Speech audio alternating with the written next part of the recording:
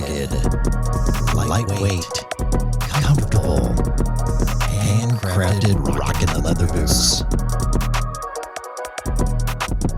Made to work all day and be out all night.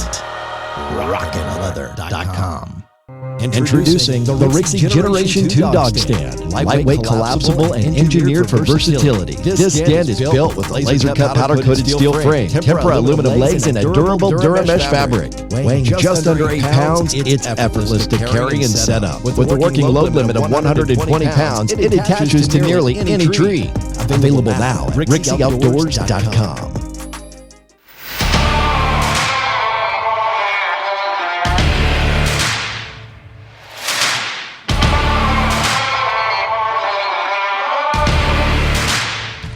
Winter Productions, content creation company that is here to tell your story, whether it's about the love of your life or capturing the chase of a lifetime. We're here to tell your story.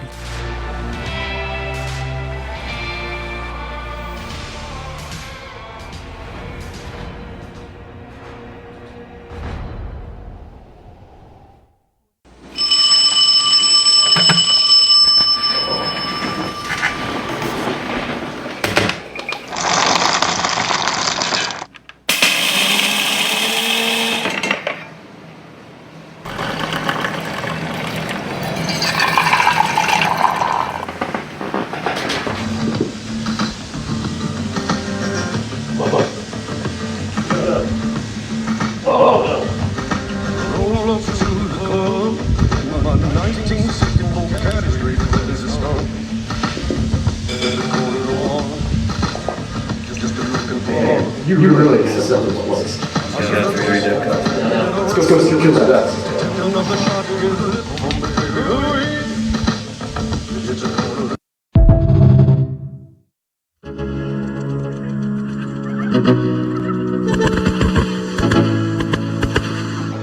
Let's go.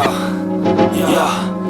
Looking at it, do I gotta have it. I ain't even playing, got a really bad habit. If it moves, gotta grab it. Feels like a magnet. Lose, won't have it till I'm thrown in a casket. I ain't playing, got a weird mind. If you work 8 hours, I'ma work 9. If the shit tastes sour, you should taste mine. I'ma stay in power for a long time. Get up, nah, I ain't a quitter. Toss me the ball, I'm a really big hitter. Big picture, I'm a straight killer. Rising the song to the highest bidder. Got juice, got gas, I'ma move fast. New shoes, new tracks, like who's that? I'm new, come back better than last. Yeah, it's new me, never gonna look back. Never gonna look back. Cause damn, I was built to last. You move slow and I move fast. And that's facts. Only I can make a change. So slowly take a step today. I will never leave the same. Cause that's what it takes. It's time to talk dog vest. Recoil Outdoors dog vest. We use this dog vest all season long. It's sit up to the test. Let's talk some features about it. This dog vest is built with industrial grade Velcro for a snug fit around the neck, unlike any competitors. This vest comes with dual rear straps for a snug fit around the waist. This vest allows for a tucked away handle for timber or an open handle for open water. This vest also comes with covered edges around the knee to prevent chafing. Recoil vest also comes with a Cador chest strip that runs the length of the vest to prevent punctures and cuts. This vest comes with 6 different sizes, tailored to fit the smallest organ to the biggest slab. Recoil Outdoors, the only fully adjustable one-piece dog vest on the market. Check them out online. Welcome back, everyone. I'm trying to type something quick, and I did not beat the commercials. But we're about to podcast with the one and only Jeremy Brown. And he is the guy that is behind. I'm like lost because I've done this intro 3 times. And here it is, the duck totes that we used all last year and this brand new dove tote I got right there. We're going to get him on the horn, and we're talking public land in Arkansas. Plus, we're going to talk a little bit about his leather work because I've got to know more about it, where he started the business and how he got into that. Oh, now I got a little think tank here.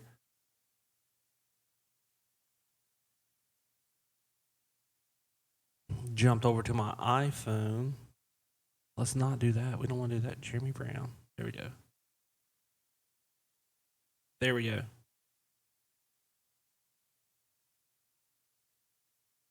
How's it going, man? Can you hear me now? I can hear you. Awesome. I can hear you, man. If I can figure out how to hit all these lovely buttons on this thing that blows me sideways. I got this deal here. Let me try something. Redneck playing with technology. It's going to be like me. I can see it now. Is that bad? No. Tell the difference. Yeah. It's a little loud. Has a thump noise to it a little bit. Never mind. That shuts your volume off. Oh, did it? Dude, I'll tell you right now, man. I can hear you plain as day if you can hear me. I can hear you just fine. Yeah, I can hear you just fine, actually. Give me just a second here. We're getting a look inside the shop real quick, guys. We got a Magra ammunition in the corner. Duck totes. Yeah. I'll tell you right now, this should be good. I'm excited for this one. So are we live? Are we on, or what are we doing? Yeah, we're live on the video side. Yeah, we're live. Yeah, So what does that mean? Yeah, we're recording. We're Awesome. up and yeah. Oh, I forgot to point out that it took you doing Ramsey Russell's podcast to do mine, which I think is backwards in order. Just so you know.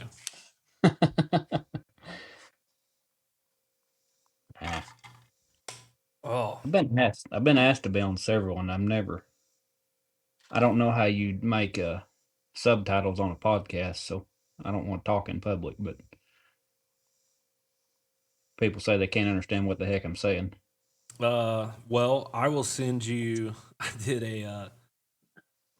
a promotional video for the football team, and we needed a voiceover read, and I couldn't find someone to read it, and I did it myself. And then my brother-in-law was like, "Well, there was parts I couldn't, like the words seemed a little hard." And I was like, "Dude, it's me doing the voiceover." And he goes, "That was you?" I was like, "Yeah, I had to do like some voice editing and stuff." I was like, "Just let it go." Bear with it. That's right.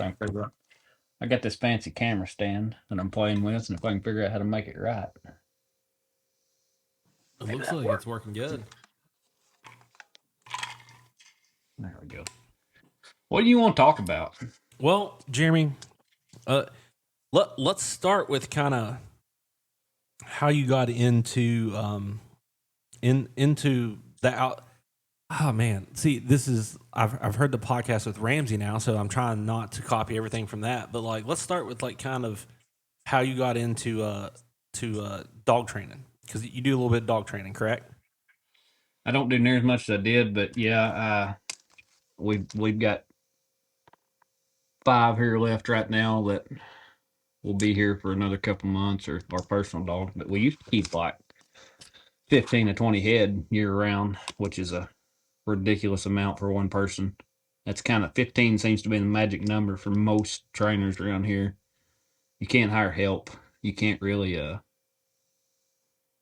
it's kind of a poor area, and there's not a lot of workforce. Well, I mean, I come from basically an area where you have to either work at like 3 plants or drive an hour. That's kind of what we've got here. Everything from my house, people come stay with us and hang out with us, and we go hunting. But everything from my house is 40 minutes. If you want to go to anything but a Dollar General, it's 40 minutes. If you want to go to, we've got a Mexican restaurant in Bowden, and we've got a Sonic now. But other than that, Well, I you're mean, going to spend an hour. do you really hate that though? Do you truly hate that? I mean, let's be honest. If you're like Oh, I me, I love it. love it. I can. Everybody's like, you live in the boonies. I was like, I don't care. They created Starlink internet, and now I don't have to like. Have communication with the outside world, and I can enjoy. Like being away from everyone. Not really. We've got neighbors a little closer than I like, but I've had some people try to buy a piece of my land to like put a house on it. And I'm like, no thanks, not gonna happen. We've got neighbors, but not really, not very close, and I love it. If I could figure out a way to get deeper off away, I'd be further out and considering nowadays I can do everything from my phone and make my living from my hillside, you wouldn't see me anywhere. Yeah, yeah, I agree with that. So so you got into dog training and stuff, and then you talked about you got injured, and that's kind of how you moved over to doing the leather work. I mean, did you just naturally like just pick that up? Because I mean, like I've got 3 of your totes, and I mean they're great. I mean, you talk about the quality of leather you use and how I mean it's great quality leather. Like I kind of hated taking the one out because it looked so nice, and I was like, I'm gonna put scratches on it, but I had to do it. I was like, I can't just it's a tool. It's not made to sit on the shelf and look pretty. I grew up the dog training deal from where I'm at right here. I'm in the hills. So everybody duck hunts where we're at, but everybody we joke about it when you cross Black River, that's when you get into the different kind of humans.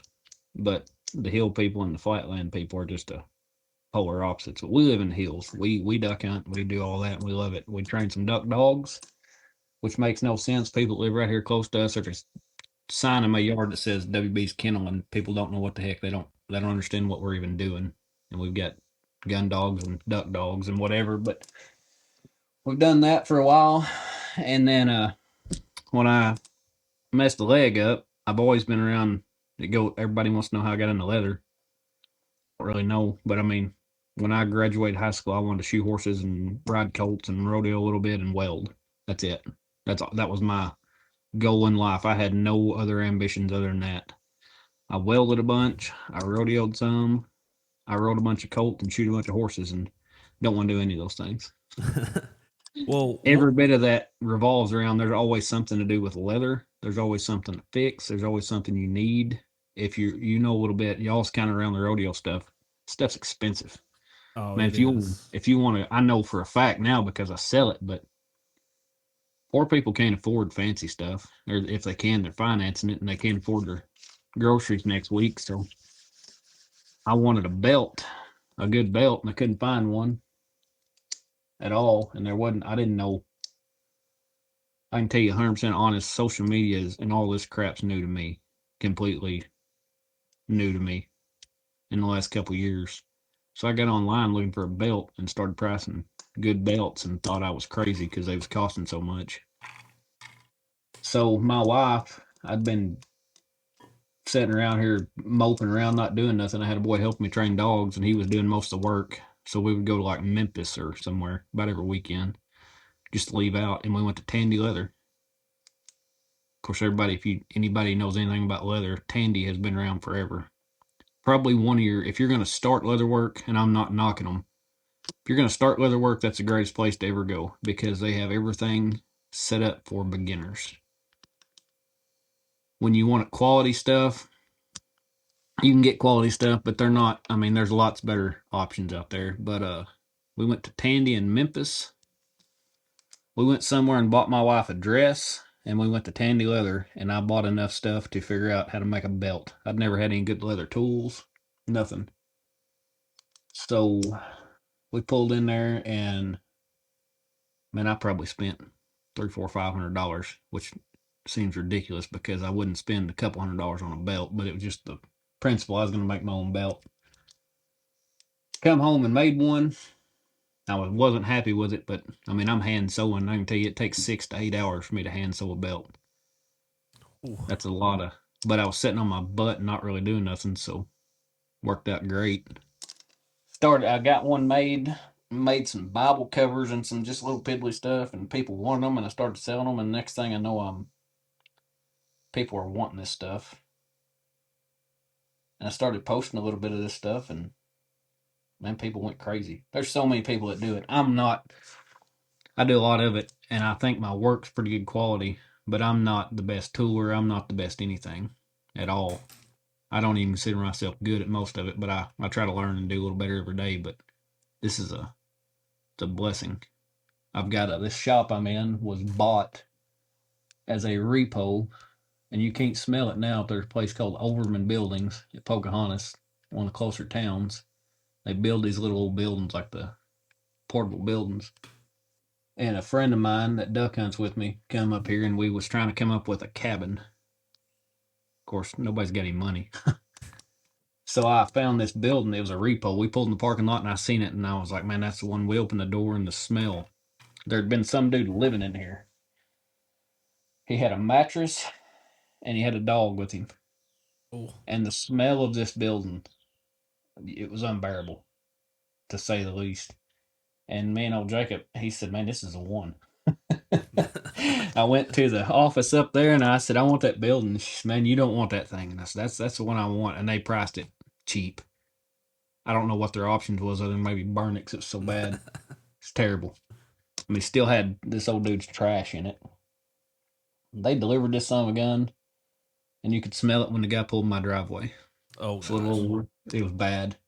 We come in here and sprayed her down with bleach water, and Jacob went and bought a bunch of those little Christmas tree air fresheners and hung in here. Didn't come in here, literally come in here and open the door about once a week for a couple months, and it stunk so bad. And it just slowly kind of petered out on it. And we poured borax in here and all kinds of powder to kill the smell. Finally got it, and then we started in, and he come and helped me, and I was doing all this leather work at my kitchen table. Now, this was bought to be a cabin. Like, we was going to finish this out, and there's a loft up there, and it's not very big, but we was going to make a place for him to stay and some of our other friends. And next time he come, we moved. I had my sewing machine, one of them old big sewing machines right there in my kitchen, doing all this at my kitchen table. Taking my house is tiny. My wife wasn't. She's about had enough of it. We moved in here and built a bench and finished one little, like a 6 or 8 foot spot on a wall and insulated it and wired it one weekend. And that became the leather shop. We call it the Quack Shack because that's what it's supposed to be, was a cabin for them boys. And slowly it turned into this. Now we've added on another room to it. We're fixing to add on again. We've got some production stuff we're trying to work with on some contracts trying to get. It went from a hobby to something. I work on a bunch of saddles, good saddles. I try to stay away from the kind of cheap junk because you can't fix that stuff. But we've got several boys that team rope and spend a little money here, so you don't have to worry about. You can always have something to do. But yeah, man, this is a. I don't really know how I got started. I don't know how I got from where I was because I'd never tooled anything in my life. I can draw a little bit. Always have been able to. Never really painted or wasn't never really artsy kind of. But now there's walls of paint and different brushes and different all this different stuff that I don't know what half of it is, but I know how to use it. And we just build stuff, cool stuff. We stack orders, and the orders never stop. We've got our website going. I'm still learning how to do that. My wife, luckily, I've got a good wife, and she takes care of all that. So Yeah, we're man. trying to figure it out and make a business out of it, but it just turned into something out of nothing. Yeah. I mean, I heard about you from Todd, and that's how I got this first duck strap right here that I absolutely love. And you'd sent me a picture of it, and you were like, if this turns out bad, you're never going to see it. And we're going to get to that in a second. But man, I like you say you're not very good at tooling. Like, this is the ducks on this thing. I mean, I've had 1,000 compliments on this, and guys have been like, man, where'd you get it? And I tell them, and then they're like, well, and I'm like, dude, there's a difference, man. And there's a strong difference. I've had people make me the paracord ones, and I've thrown them away or gave them away. Like this right here is a staple. And then I bought this one. Y'all had some left over from a show, you and Todd, and I like literally hit him up. I was like, dude, I want one of those. I need another one. I was like, I don't even care. I carry them both. And it's funny because I carry them both, and I've got the dog, and my other buddy's got a dog. So if we're picking up ducks, both of us, if our dogs are picking up, he's got one, I got the other one. Well, we can separate out ducks and hold 2 limits right there before we got to start pitching to somebody else or pull out. Or I've got a Sika bag that I've had for like ever that I bought off somebody, and it's got a hanger on the side of it, so we can basically. I love it because it's a great product that I can separate out all my limits on. But That was my idea. But let's jump back real quick. Dog, you got to. Yes, and I'd carry them both, and like they set they set like with me. Usually, I've got a pole from the foul pole, and I've got like literally both sides. I've got one on each side, and that's how I separate everything out. I just start separating out ducks on that, and it works out perfect. But real quick, what event did you do in rodeo? I never was a very good roper. I couldn't afford to rope. I didn't ever care anything about riding bulls. If we'd had bucking horses around here when I was a kid, I would be ruined because I love bucking horses. I wanted to do something wild, and I wanted to fight bulls a little bit, and I wasn't ever very good at it, but I had a lot of fun. There was a friend of mine up the road here. He was in this area. He was one of the best, and he's known all over the country. But he's pretty wild and about half crazy. But Sunday afternoons, most Sundays, there would be a group of guys, and he had a set of bucking shoots at his house, and somebody was bringing young bulls and bucking them just about every week for a long time, and I got to be around that stuff. And I knew I never had any kind of career or anything like that. I worked every little rodeo around here for a few years when I was, but I was doing this when I was like 15, 16 years old.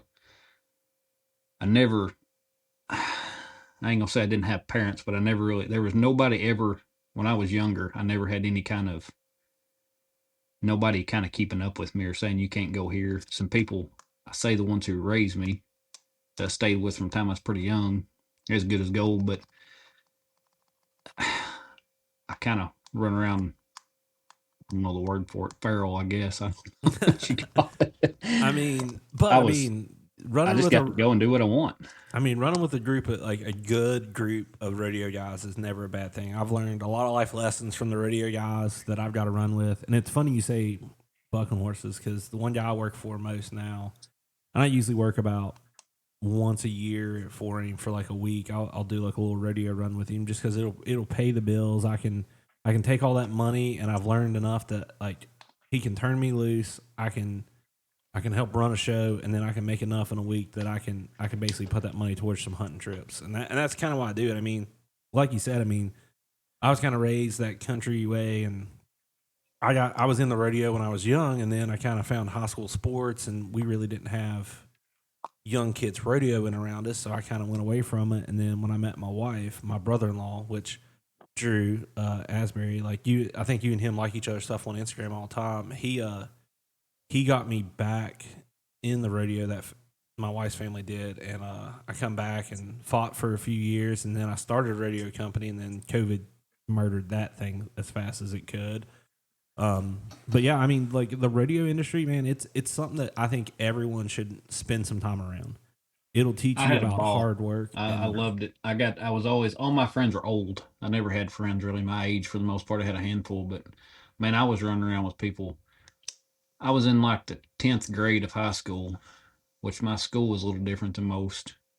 And it wasn't no secret that I probably wasn't ever going to be nothing that a school was going to help other than maybe having a diploma. But we had a resource officer. Things got kind of odd there. I graduated in 2007, but I was probably the 10th grade, and a friend of mine, I showed up at his house one night. I stayed with him some. He said, "You want to go to Iowa?" I've never been to Iowa in my life, and it was February, and we left out of here for Mark Johnson, Universal Rodeo. Yeah, Chris worked with him a bunch and good buddies with him, and we took off to Sioux City, Iowa, in February with I want to say 11 head of bulls in a brand new 1-ton Dodge truck and a 32-foot gooseneck trailer. I don't remember how many hours. It took several hours to get there, but we got up there and there's snow on the ground. I'd never seen anything like it. I'd never seen cold. I thought I had, but not like that. And we pulled up to the Tyson Event Center, I think what it's called. And like I said, our motel was right across, but it was like 40 miles of stockyards where we had to keep the stock. Froze everything, water tanks froze, slipping, falling on ice everywhere you went. It was I don't remember what they call them. It was a PBR deal. It had like what do they call that? Like the Challenger events or something like that. it probably was the touring. I don't know. They've changed. That is the most rebranding company I've ever met. They change the name every little bit about what they're. You know what it wasn't like the top 45 guys. It was like the, one whatever. of the divisionals, basically the feeders. The feeder. However old I'd have been in 10th grade, I'm sitting on the back of a set of bucking chutes watching all these guys do the pyro and all the stuff, and these guys I've watched on TV my whole life, and I'm sitting on the back of the bucking chutes in Sioux City, Iowa, just around these guys, and that to me that was the coolest thing on earth because a lot of those guys, maybe they're not the top 45, are always in the top 45. So you're getting to see. There's a boy named Kurt Check and Davey Dyke from up there. I don't remember where they was either one of them from, but they, I don't remember they tied it or they whichever one won it, but they put on a show that night. I mean, they built a show around them boys. They let them get on like 2 or 3 extra head a piece that night. Just they kept tying them and just making it show it up. But that was the coolest thing ever. And when they opened the back door on that event center, that big Coliseum, a wall of snow fell in. Oh, I've never seen anything like it. And I don't know how old I was, 16, 17. I thought we'll never make it home. I will never see Arkansas again. I didn't know it could snow like that. And we stayed, I don't know, 2 or 3 extra days, seems like. But our resource officer called me, like all my friends. I didn't have a cell phone. My sister and brother-in-law bought me a cell phone. And the deal was, if nobody else is gonna keep up with you, we're gonna know exactly. We're at least gonna know you can tell us where you're at because we know you're gonna run around crazy in the country. And all my friends are texting me, and they're like, "Man, you're screwed. Man, you're in trouble when you get back." Cause I ain't been at school in I don't know how long.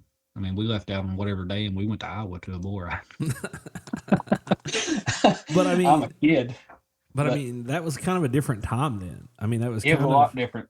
Our resource officer called me, and I ain't seen him in years, but he was always really good to me. But he was like, "Where in the world are you at?" And I was like, "Man, I'm in Iowa." And his son wanted to ride a little bit, and they were all little junior rodeo and stuff, and I went to all of them anyway. So his son would go with us, and I was thinking like, "Man, I'm in trouble. Like I'm screwed." And he just went to talking to me about our trip and just visiting with me. And then we got a phone and nothing was ever said about what are you doing, you know. I got back to school and I thought I was the coolest dude in the country because I'd been all over I'm big time now, you know, I've been all over the world. I wasn't working it. I was just there. I just helped take stock. But I got to see a lot of cool stuff when I was young that most kids, but I learned a lot and it made me time I was 18 years old. I got married when I was 19. I didn't want to run around and be wild. yeah, I wanted to be normal. yeah. I mean, like I'd say it's like the coolest thing ever. Like between rodeo and college sports, I got to see a decent amount. Like not a bunch of the country, but enough of the country that like I was like, man, this is cool. Like I want to, and I try to travel now with the kids some and try to show them the boys. They're younger now, so when they get older, like the other one we was watching duck hunting videos the other night, and he was like the oldest one. He goes, "Can I go there and hunt sometime?" I'm like, "Well, we can't hunt with those guys, but we can go to that state and hunt." We was watching I think Daybreak at White Oaks. I'm like, we can't go hunt there and hunt. If we win a hunt, we can go there and hunt. And Never know. never know. Got to play those prize packages, find out. But that that's a cool. That's what I thought was so cool is your just story of like like you just kind of started this on the side and became a business. I mean that's kind of and you've turned it into what I feel like is a pretty successful business, especially in the outdoor industry. I mean you got a lot of big names that come to you for products. I mean, you've made Ramsey Russell's duck strap. Maggie Williams comes to you for a lot of leather stuff, which is pretty cool. I feel like you make a lot of just. We can't even list everything you make because it's kind Man, I'll make everything but something weird. If you mess me with something creepy and weird, I'll probably turn you down. But the yeah. rest of it, I mean, like I've purses, laptop cases, belts, duck straps, dog collars, dog leashes, gun straps. I've seen the leather hair clips you make, and those are really cool. Man, it's just I need to order a belt from you. I buy a belt off of a leather guy up north, but I need to get like a new one. But I think I also need to get one ordered from you sometime. I seen the website. The website get up and running. We can't forget about that website because I was on there looking. I was like I need to order from this. we're trying to. That's going to automate a lot of things for us. My biggest struggle is keeping up. Like this morning, we've started this. I started helping with this public timber project deal, and now I mean, I literally It's just left here going to a meeting with some more people. We sit in the shop till like 3 o'clock this morning going over stuff, but it's hard for people to understand that you're not ordering off Amazon. Everybody is so automated now thinking that when they hit buy, it should be at my house next week. There's a stack of orders sitting here beside me, and I work through them every day. I work on stuff. There's a camera strap laying here, and the girls ready to kill me, and they think I'm scamming them. If I start drawing and don't, it's like I told you, if I sit and start drawing something and don't like it, it goes in the trash. Or if you can't start over, and we start over, and you will get your stuff. Who knows how long it'll take you? There's people chew me and cuss me 24/7, and I just have to. I But hate giving somebody their money back because I want them to get their stuff, but it's got to the point if you can't wait. I mean, I don't understand because they got to understand that like you just said, you're not ordering it's other than like dog collars, dog leashes, and like belts. Everything and that's just a standard belt. I'll say it that way. Yeah, a standard that's belt. plain generic. I can cut them out by the piles, and you can like when you place your order, my wife can print that order off and lay it here on this bench, and I will go. Me or her want to go to the shed and get whatever belt you're wanting, and we'll cut it to fit and roll it up, and it goes in the mailbox or goes to the post office. That's simple. That's what I'm trying to lean towards more than I love the custom stuff, and I'm always going to do it. But it's also I get myself in a bind because I want to hunt. My Yeah. wife hunts. We don't live like most normal people. We've managed to get ourselves out of a lot of debt. We have a tiny little house that we don't owe on. I mean, my truck's paid for. We want to hunt. Yeah. It's the time of year when it starts dropping down to the 60s. My hair starts standing up, and it's time to go do something in the woods. And now we've got that we it's all we think about. This leather deal. I'm not going to keep dogs through the winter like I always have. I just ain't going to do it this year. I can't do it. We're in some kind of meeting or dealing with somebody just about absolutely every day now on this project, and I've got. I mean, it's crazy because it's when I say that loud, it's nuts. I've got 2 or 3 different companies that want me to do like production jobs, which is great, but there's only so many hours in a day. Which Yeah. if They're gonna if we do want them, yeah, they're it's gonna a want such a big inventory build up that it kind of takes away. And that's like true. You're gonna have to limit your custom stuff and lean more towards that repetitive work just to keep the bills in, but still be able to do the custom because the custom stuff's very, very cool. And that's what's cool. And I mean, you could have made this plain Jane and I still would have bought it. But the fact that it isn't, I'm glad I bought it early enough that you were still doing that. I mean, it's like the dove tote you had you make. This right here. This is simple. This is a simple like thing. Like I remember like calling you. You were like, well, "You want a what?" And I was like, "I don't know. Like let's figure it out. Let's talk this over together." And this thing, we've like, actually me and Todd's talking about building some of them, and I need to get in here and get some done. And but I mean, it's dove season starts 6th here and everywhere else. yeah, We won't get them done, but we've got all kinds of stuff. And then I mean, I helped Todd, and that guy has. Todd is probably the reason that I'm where I'm at because Todd's the one that got me to the. I would have never went to any of them expos or shows. I didn't have any interest. I went and helped him the first time, and I thought, man, this is cool. I didn't take a bunch of my stuff. He's begged me to bring leather stuff. He's like, man, you'll sell it. And I thought, man, I don't want to. It's overwhelming. I'm not a people person. That first year I went to Little Rock, there was like 25,000 people walked through there, and I guarantee you 20,000 of them come and visit us at the Rixie booth because we had dogs and everybody wanted to see dogs, and it just kind of went into something crazy. I'm I'm figuring it out. I'm not a I'm not real smart, but I know that if it's working, keep doing it. If it yeah, keeps getting opening more doors, you keep walking through them, something will stick eventually. yeah. And I mean, that's kind of how. I mean, it's funny because I talked to you and Todd, and that like with the video stuff, that's kind of what I did on the side. Like, I mean, it's just like I basically have a normal job because I grew up like you. I mean, not with like a lot of money and stuff, but my parents gave me as much as they could. I mean, it was nice of them and stuff. My grandpa, and getting to spend the time around the farm and learn that hard work side. But I mean, that's the thing. Like we're going to transition here soon to the public timber project. But like the nowadays, the young guys nowadays, you talk about you're living debt free and stuff, and the hard work you did to get there. It blows my mind when I like have a conversation with someone. Some of them are even my age, and like they don't have a savings account. They have no financial like plan for if stuff goes south. They're just like, we'll go in debt, I guess. And I'm like, how? Man, I don't have a savings account. At any given time, I've got $8.50 to my name. But at the same time, my bills are paid Yep. best I can. I mean, I've always got something I forgot about or something I've missed somewhere, but we we just don't need. We had lightning. We had some bad storms here this spring. Lightning hit a tree outside the house, burned up a bunch of stuff in the house, burned up a bunch of stuff in my shop, burned up all the lights in my kennel, and it fried the computer on my truck. I bought that truck brand new in 2017 and thought I'll never have to buy another truck in my life. Loved it, drove it, and aimed to drive it the rest of my life. It was fried.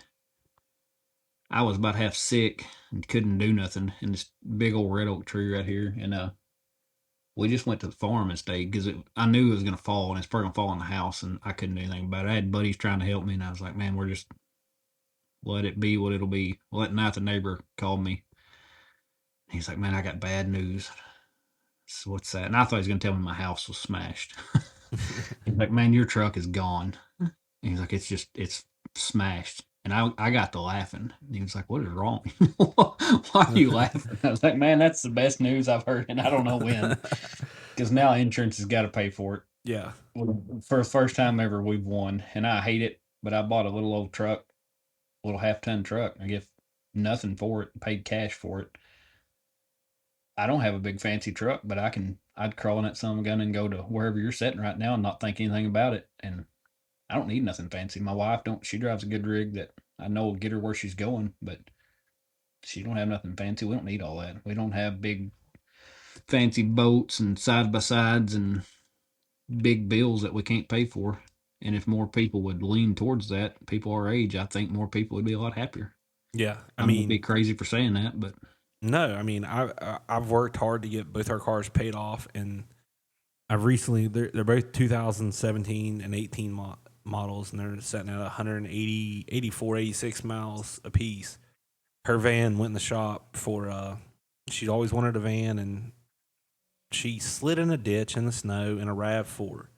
The side airbags went off. Well, the insurance, I was like, man, we're gonna have to pay to get this thing fixed. Well, the insurance was like, no, we're gonna total it. I'm like, for what reason? I'm like, it's just my dad got in it and drove it out of the ditch. It didn't have a scratch on it. He's like, I just got the airbags out of the way. I was like, okay, well, great. And we found her a used van, and she'd always wanted a van because she drove her grandma's one time, and she's like, I love it. And that thing has been, I mean, we've had it for 6 years now, and the door messed up on it. The motor in the door broke. We got to get it. It's getting replaced today. It's kind of how he's able to do this because I don't have a vehicle to drive around because she has my truck. She had to drive to work, and I've kind of put my truck up for selling. So one the other day goes, well, you bought your new truck yet? I was like, well, I haven't sold mine yet, nor has mine died. And they're like, well, what do you mean? I was like, until my truck dies, I don't need a vehicle. I was like, I just put it up for sale because it has the same miles as the van, and I'm like, I don't need them both dying at the same time. And that's kind of how I wish you could educate young people, and I don't know how you do it because it's not cool. Nobody. How old are you? I'm 30. I'll be 35 in a month and a half. I mean, you're right there, same age we are. So, how many 35-year-old women you know driving a van around? Not very many. They're driving a Tahoe or a Suburban or something. Oh yeah, they got to have the fancy things, and I mean, we've never needed that. We've never, and I know I've got lots of friends and people the same way. But man, if you could just get people on board with simplify. I know lots of people who are my age, and I mean, they've got a $800 vehicle payment. Them and their wife, their house payment's $2,000 a month.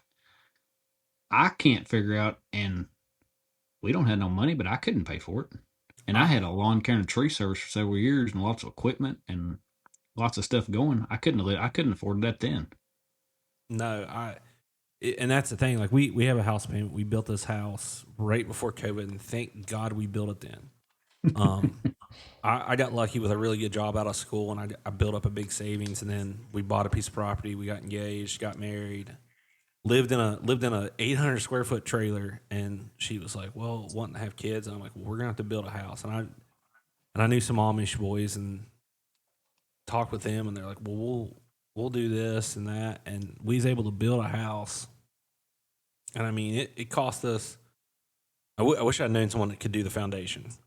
And the problem was the one Amish guy they gave me his number is I don't know if you've ever been around Amish, but they talk so relaxed and stuff sometimes. It makes you a little nervous when they start talking to you. I'm like, do you really know what you're talking about? Or are you just throwing this together in your head? Like, and I went with another local guy, and he kind of, I think he was a little mad that he didn't get the rest of the house and kind of snubbed me on price a little. And I'd like to have that money back that I spent on him.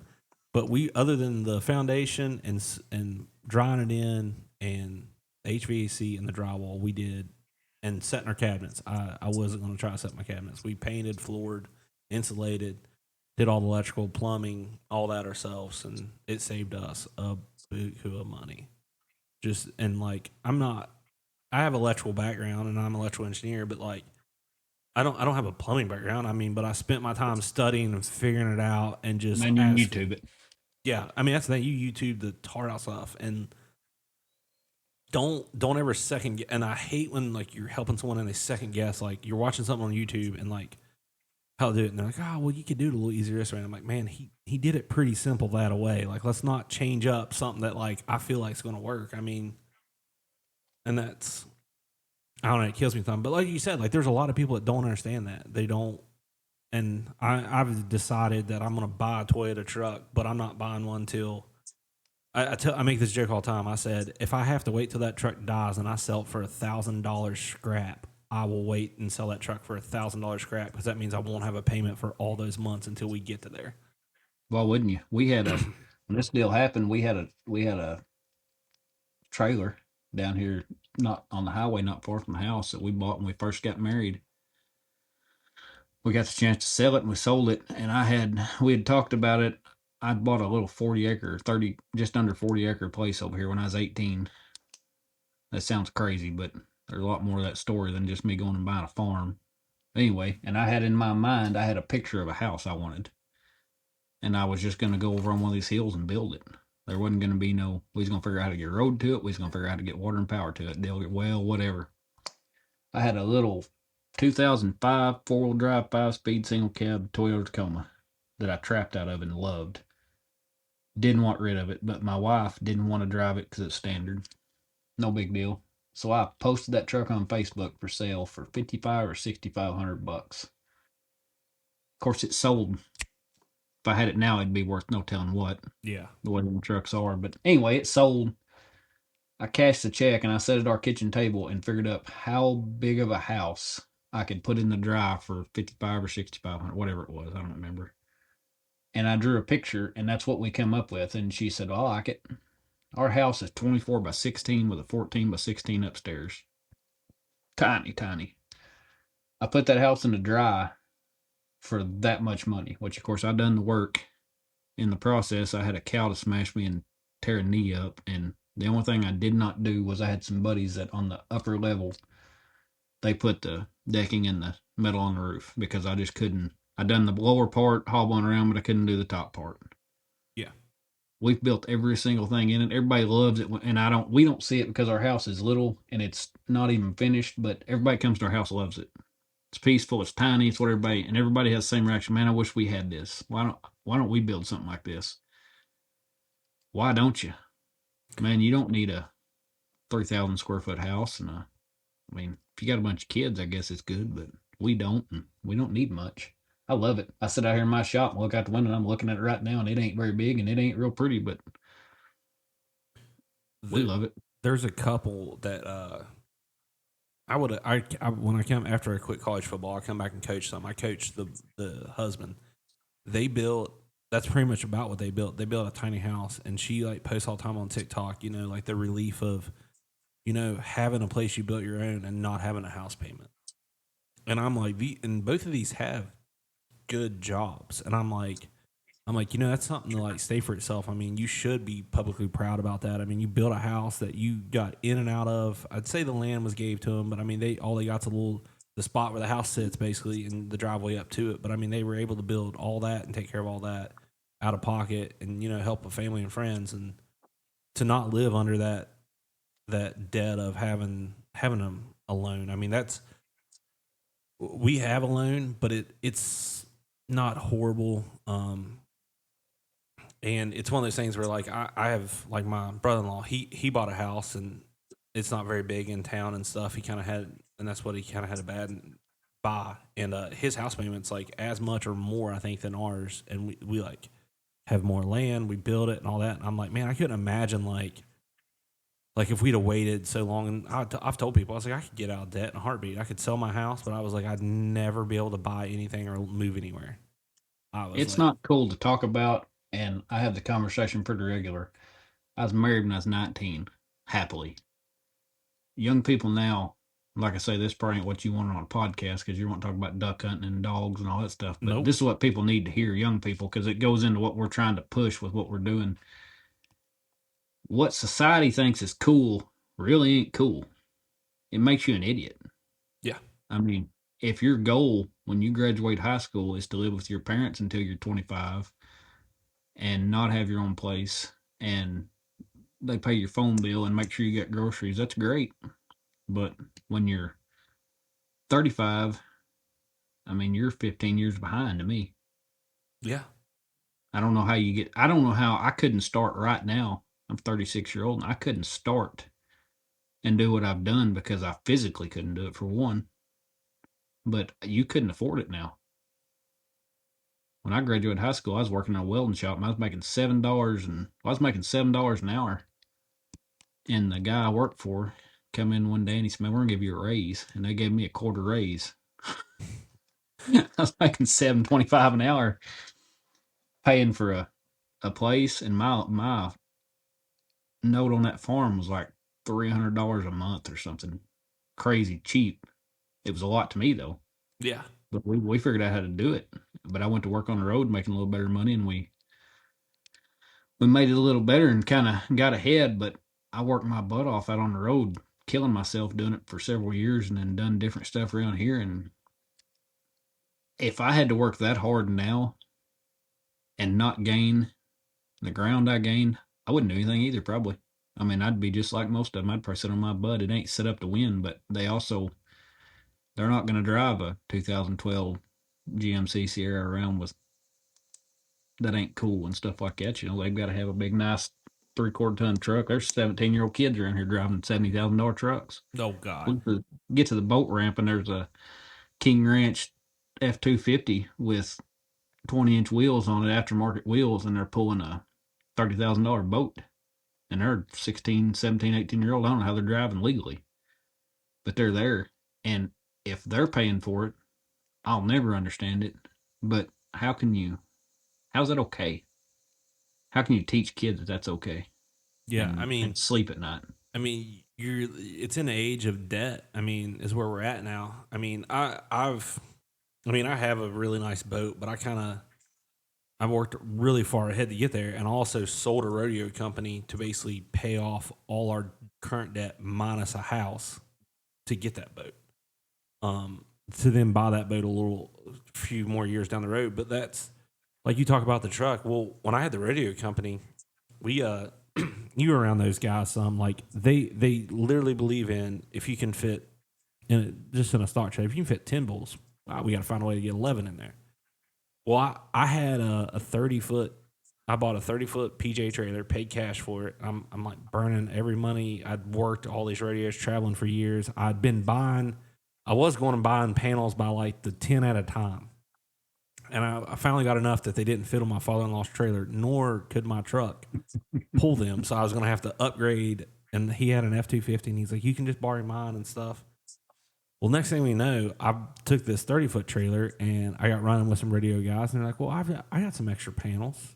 So I end up with a full rodeo arena sitting on a 30-foot trailer, minus the bucking chutes. And I mean, I was like, "Oh, this is not good." So I had to dive into the book of I had to find guys who were in the cattle industry that hog cattle different places and stuff, and tell them like, hey, I need to kind of get hooked up with you and pay you, a couple hundred for this deal I got coming up so you can move my trailer. And my wife was like, well, should we just buy a truck? And I was like, man, I was like, that's going a 450 is gonna kill us. I was like, I won't be able to make money off this radio thing for years. I was like, we're gonna be in debt for a while. And I got looking, and we never bought anything, but I found out that Enterprise, you could go to the Enterprise local to us and rent a truck for the weekend for $300. And I was like, I can throw that in the price of the show and rent a truck and never ever have to touch that. And I was paying guys like, I was like, well, I can pay some of these guys I'm paying now for like $250. Yeah, I know. Change battery. Yeah, I know. My camera just died, so I'll hop over. Oh wait, no, hit the wrong camera. I can hit this one and have that angle up for a second, and I'll have to throw a battery in that second. But talk about real quick about how you kind of got in the hunt, and that the story I love is the story you talk about on that dove hunt you went on, because that's just such a funny. It's such a funny story that I remember you talking about. Man, when I was we always had dogs. That's collie dogs I've done good with. I've always been pretty good with animals, and I love to hunt. I don't care what it is. We fish, we hunt. We don't hunt and fish and do whatever because it's cool or that's just what people are doing. That's what we do. We literally live off of deer meat. I mean, when me and my wife first got married, if it wouldn't have been for deer and turkey and fish, we wouldn't have been able to survive. And that sounds crazy because you tell young people that now, and most of them don't know how to clean a deer, honestly. If they know how to kill them to begin with. But I mean, my wife, we put up deer meat and freezers full of turkey and fish, and you just gotta love it, But that's all I wanted to do, and that's how we grew up, and that's what we loved. So I loved a wing shoot. Couldn't really ever afford it. We dove hunted a bunch when I was a kid. I say a bunch, some. There's some flat ground down when you cross the river called Portia, and we dove hunted that several years when I was younger. Never killed very many. I'd never been on a good dove hunt in my life. I thought I had, but me and another couple boys put in a little old dove field on a farm we've got. He take care of and rents, and killed the heck out of them, just the three of us one morning, 1 year dove season. Well, next year I was all about it and couldn't get them on board and didn't want to do it, so I got invited another friend of mine, and it's like 30 guys there, and I pull up. I've never met any of them. We shot 3D archery, and I met this guy through that, and we kind of become buddies. And he said, man, just come on down here and hunt with us. So I called him. He said, yeah, come on. I get there, and there's 30 guys standing around. Never seen anything like it, and they're all visiting and introducing themselves and shaking hands, and we go through the little safety meeting there, and we take off and go hunting. And I sit on a bucket 30 yards behind his house because I was scared to get out in the field around. I didn't know them guys. I don't want to mess them up. I sit on a 5-gallon bucket behind his house. I mean, I was shooting doves as landing in his backyard, and had more fun than I'd ever had in my life.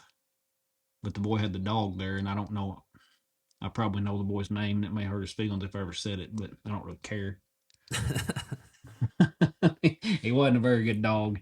Hey, before you say it, I'll say it, dude. There's some people who you can self-train your dog, and you can have a good dog.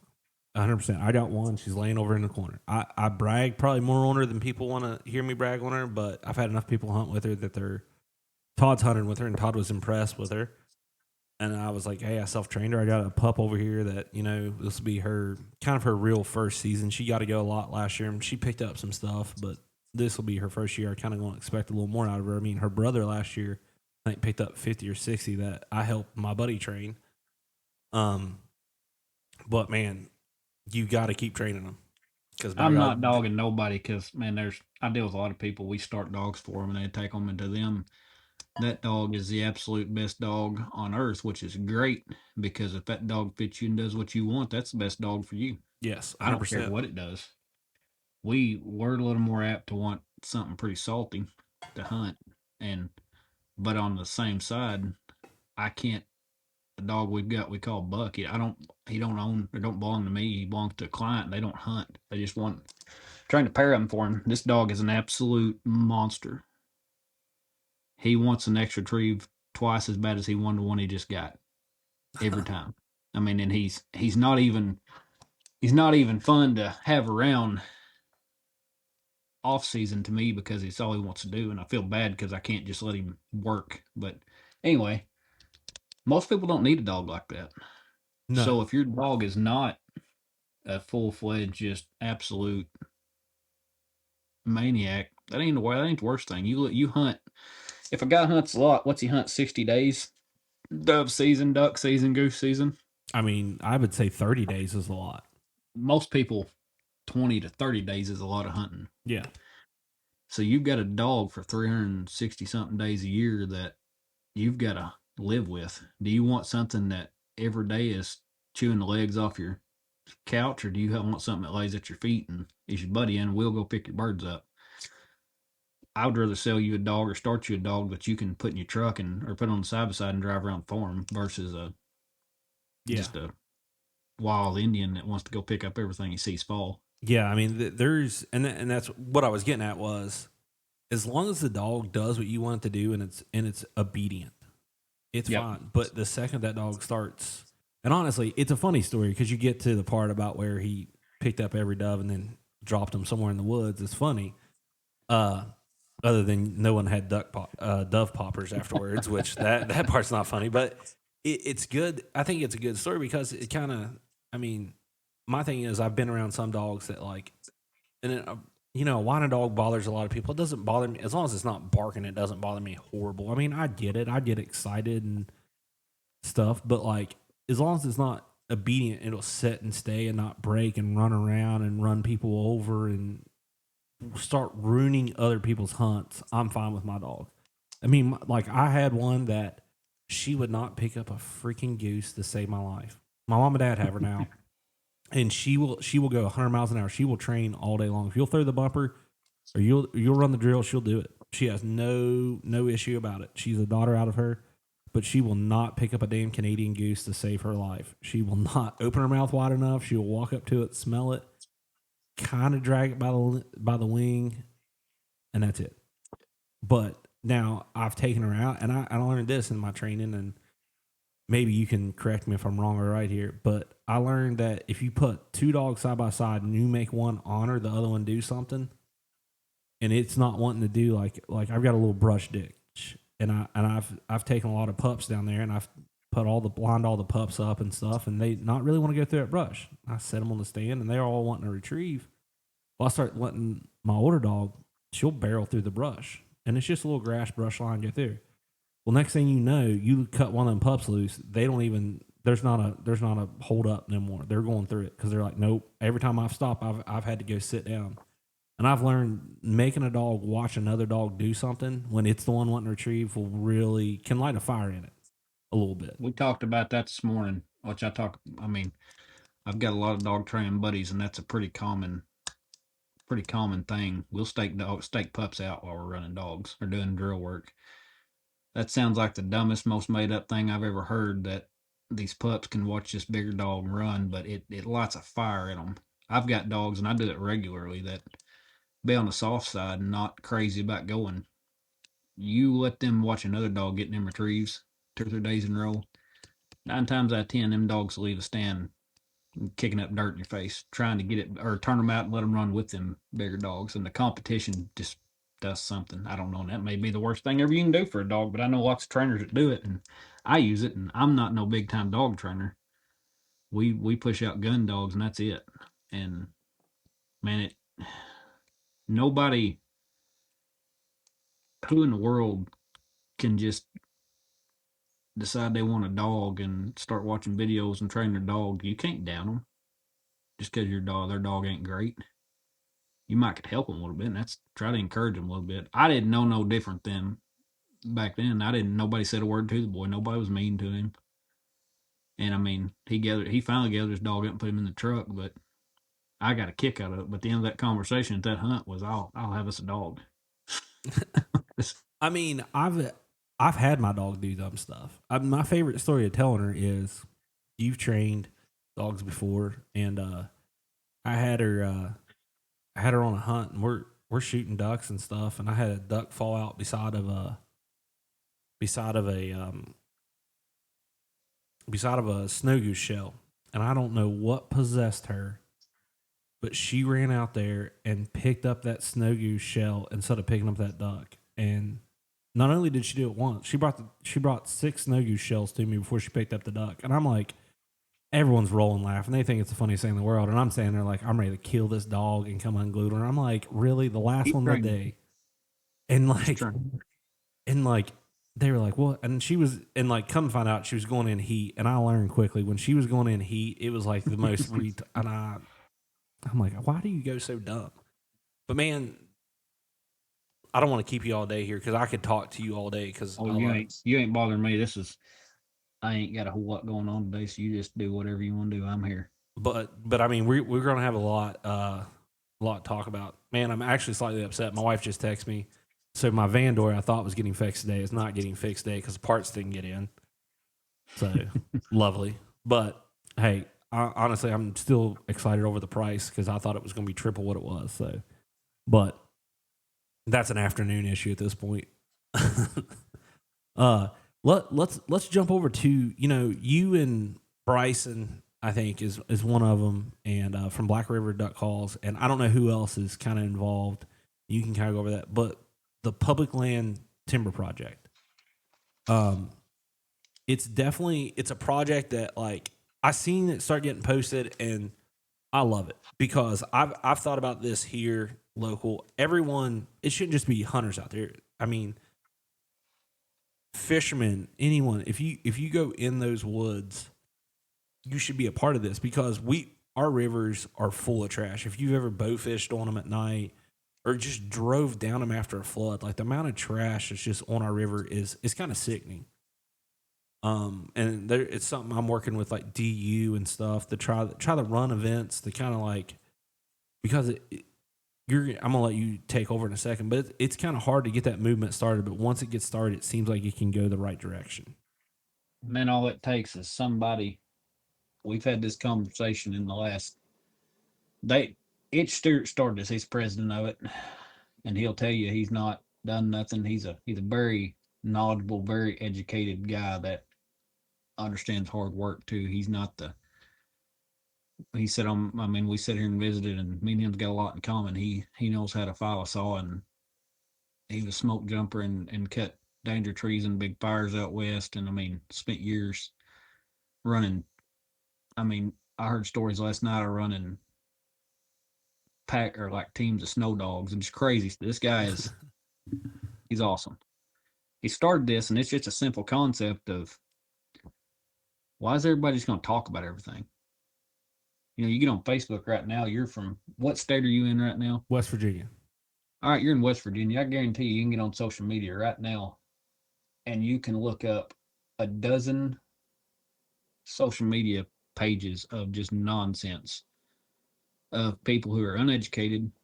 I'm not saying they're dumb, they're uneducated because everybody's got an opinion. I mean, some of this stuff's facts. Like I won't, I won't go into much of that because we're working with some guys like Bradley Cohen and some of these guys who are doing the research, and it's definitive. It's not. I don't care what your opinion is at this point. These guys study ducks. I've seen some research on some backpack ducks that we talked about this morning. It'd be awesome to put it out for the public, but if we put that out for the public to see, It'll do more harm than good. do Probably. a lot more harm because I can show you where those mallards live during duck season with backpacks on in a sliver this big across the end of some of that public ground down there. And man, it'd be great to show it to everybody because during duck season, you can paint the line of where those ducks aren't going, and it's all on public ground. Guys say we ain't got no ducks anymore. You better rest assured those private guys still have ducks. They have ducks because they manage their ducks. They're not dependent on moist soil units. They're planting corn and millet and whatever and feeding their birds. And the number one thing that they're not doing is disturbing those birds. they're not running there like idiots with radios and mud boats, and I don't care. I mean, if you're around me 24 hours, there's music playing 18 hours of it somewhere. I don't care what kind of boat you're on, but why would you go in and blow all those birds out and then get mad because you don't have ducks? And do it every day. So this thing started, and Jonathan Bradshaw, he's a vet down there, and then a boy by the name of Blakely Cobb is the other one, and me.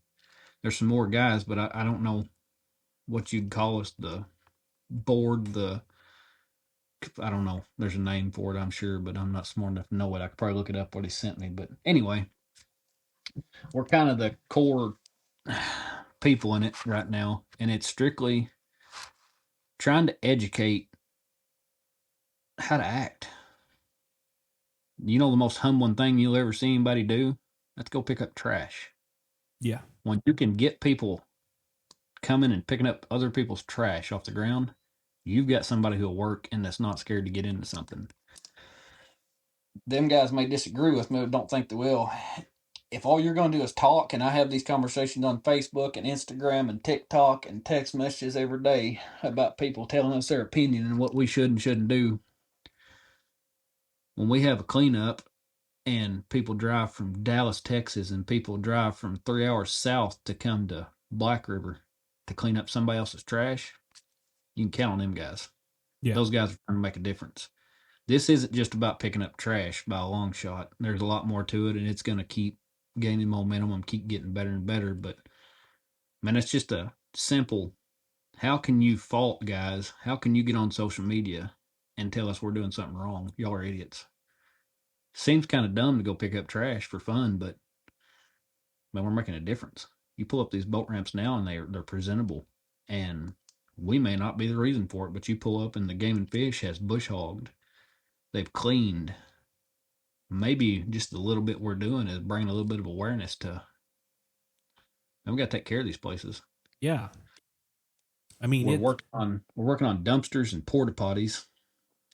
That's anything I've learned. Anything you do with the government, you don't do it on a verbal agreement, no. or you'd be like the Indians, I guess. But we don't want to do that. So anything we're doing is going to be under contract, and we're working on some contract getting dumpsters and porta potties at the 3 main ramps up here on Black River, and then maybe 3 more down there on the Cache River, just as a start. But, man, how great would it be to all these boys pulling up? And I don't want to see you sitting a week at the boat ramp anyway, because I think you're nuts. But they're going to be there anyway. How can you get mad at guys for throwing or losing trash? Not necessarily just throwing it out, but they're living on these boat ramps. You're not supposed to do it anymore, but on the rivers, whatever, them guys are staying there to ensure they've got a place to hunt. Where do you think they're going to the bathroom? Yeah. So, and it ain't cool to talk about people going to the bathroom, but when you pull up these boat ramps, when you step 20 yards off the ramp or off the parking lot anywhere, you know what you find? Landmines everywhere, a field of toilet paper. That ain't good. I mean, you want to let your dog out of your truck every morning at the boat ramp and he run playing somebody's mess? I don't. Yeah. I mean, it's one of those things where, like, I mean, when I seen y'all start it, I think I seen Brad start talking about it a little bit, and it's definitely something that, like, you know, I envy, because I mean, I think we need more of it back this way. I mean, actually, our best river cleanup is done by the local FFA. If you want to know the truth, the local FFA goes to a beach area that a ton of people go down to. They camp, they fish, and the fact that they can go there and pick up literally bags and bags of trash, it's like, dude, it's not that hard. Just take it with you. I mean, We picked up in 2 days last week. On Friday, we went, and we didn't plan on doing that as like a big cleanup. And some more people just started messaging and saying, "Man, how can we help?" I said, "Well, come help us, I guess." In 2 days, we went to Dado, Schaefer's Eddy, and I went blank. Oh, Reno over there, and we picked up probably 2 pickup truck loads of garbage. We run the river. There's a younger boy, Alex Kelly, up here. He's a really good kid, and he's on board. And him and another boy put a boat in the river and went south, and we went north. Man, they rolled up. I video it. They rolled up in their boat, loading their boat, and he's got the front half of his boat piled full of junk that he's picked up off the river. How many 18-year-old kids, going out and picking up trash? We had a kid, 16-year-old, that wanted to come help us Saturday. We picked him up at the gas station on the way through town, and he went and worked all day with us. Yeah. Never complained, never said nothing. His buddies are probably going to tell him how dumb he is and how silly he is for it ain't cool. That kid will get to go hunt with us. And I'm not saying we're nothing special to hunt with, but we all kill birds. We've all got all kinds of cool places to hunt. We get invited to places, but we get it because we're respectful to people. We treat people right. I don't care. Had some boys messaging us.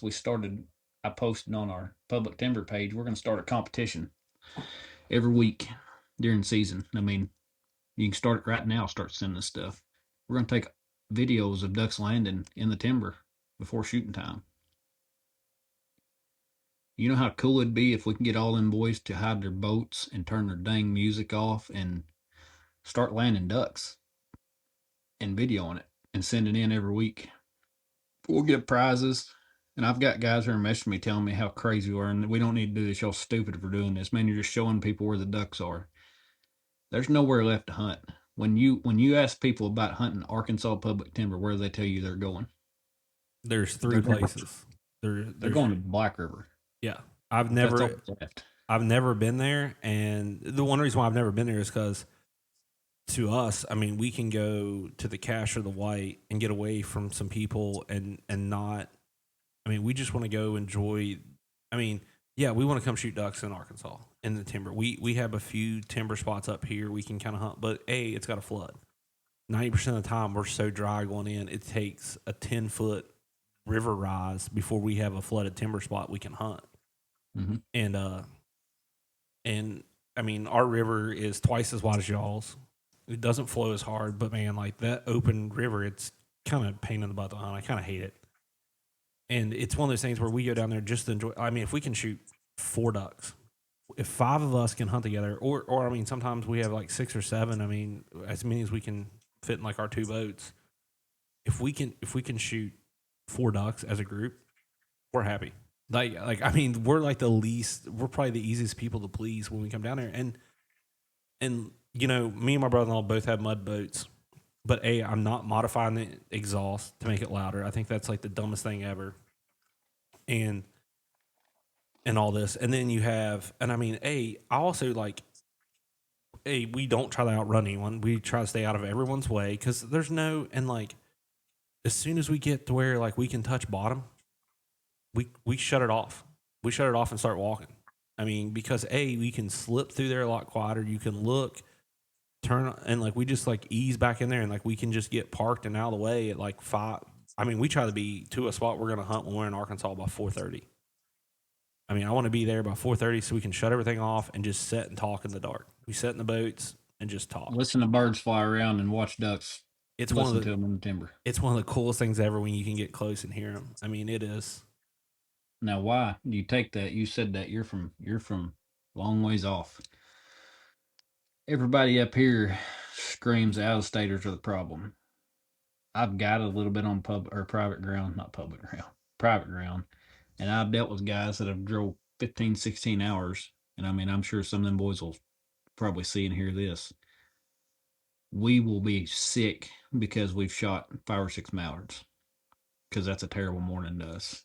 And those guys can't be more happy and excited because they've very rarely ever seen a mallard. They've drove to northeast Arkansas. They're not hunting timber. We're hunting rice fields or whatever. But boys, we've come to Arkansas and killed a mallard. Yeah. That's what everybody wants to come up here for. All these guys come to the public timber. I never have any trouble at outstaters. I've made some extremely good friends, and there'll be people try to crucify me for saying this, and I don't get buggered too easy, so it don't matter. But the locals are the problem. You know how many locals would show up for our cleanup? Now, given wasn't no big announcement, wasn't no big anything, wasn't no big heads up. We didn't have any locals show up and help us pick up trash. So me and my brother had a conversation the other night because I mean he watches all your stuff. We're on the phone. We were like looking on Onyx and stuff because technology's so great. Like you can look at stuff. I mean, and we've got waypoints down there and we kind of look to go away. Like I mean, it takes 5 seconds to figure out where a lot of the birds are. Yeah, that's my argument on everybody saying, man, y'all screwing up and showing everybody. How many hours are you from here? I think we're like 8 from Black River area. We're 12 and a half from the White River. So I could Google public ground where you live and get on my Onyx, and I could find me a place to go shoot a deer or turkey, I'm sure, or whatever. Oh, you could, There's yeah, no that argument's gone. I had a boy tell me yesterday, and I politely explained to him that, man, that don't matter anymore. People are coming regardless. yeah, yeah. I mean, that's Why why fight them? Educate them. Try to help them. yep. And I will say this much real quick because me and my brother-in-law's talked. You know, like we have both newer boats and stuff, and you know when they and we were just talking, and I was like, you know, when these engine die, and we went with mud motors because what creeks we can get in have so much stuff under them. It's probably perfect where y'all's at. Well, we get shot. Well, yeah, to an extent, because we got to go so far up a creek. If we go up a creek or something, and I've smashed, and we get cold up here, and being able to be air cooled, it's like the greatest thing ever. You throw a cover on that motor, you get there. As long as your gas line's not frozen, you can start. I've seen guys have frozen water lines, water pumps, freeze and break, and I mean it's a scary thing. Guys I hunt with, like I mean we get 10 degrees regularly in January up here, and I mean we start. I wish I'll have to try to find a picture and send it to you. Our river, which is 150 yards wide or more of just ice. Like we probably could have walked across it. It was so thick, and we could see birds setting on it, just setting out on the ice in the middle of it, and they weren't going nowhere. They were going to set right there on that ice. They were going to hold a small pocket open on it, and they were going to stay right there. No one could bother them and nothing. And it was funny because people were like, "There's no birds around. There's no birds around." I'm like, "They're here. You're just not scouting and finding them." And I mean, they're going to hold up in that one spot. They found one or two spots to feed, and that's what they did. Safety. Yeah, yeah, like you said, like those birds have an area they can hang out, and then when the thaw came and they spread out, it became at the very end of the season, it became a heyday. I think there was one farm they killed, and I don't. I'd love to know all the information. They killed a backpack mallard and 3 banded birds, all out of the same field in one day. I mean, because all the birds just spread out, and when they spread out, they went anywhere and everywhere to eat because the thaw hit, and it kind of shows you kind of like when kind of made me realize when Arkansas, I didn't realize for the longest time until my buddies explained it to me and they kind of understood it better. I'm like, well, these birds aren't going to the fields. They're like, yeah, they are. They're like, they go to the fields, all those fields around those public ground they go to. I did not realize that for the longest time. Think of it like this. We've got everybody knows when snow geese get here, we're pretty well screwed because they eat everything. So like private ground, like these guys are having to fly and feed for their ducks if they're gonna keep them. And I didn't understand it until I've done some studying and paying attention. So everybody blames private ground guys. They plant corn, they do this. So these guys will plant fields full of corn, and leave it for the ducks.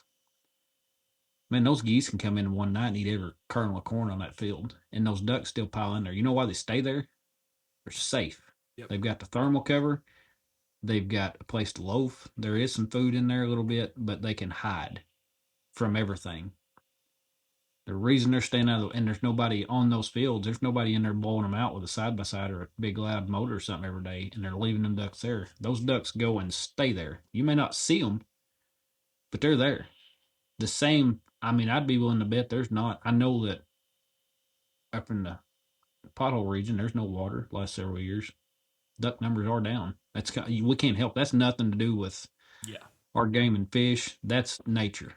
So Yes. you do all that, and then you talk to all these private guys. I mean, I know private people on the edges of public ground that have hundreds of thousands of ducks every day a season, literally right next door to public ground. You can look at the research. Those ducks are there every day with backpacks and GPS, and they're monitoring these ducks. They're never leaving there.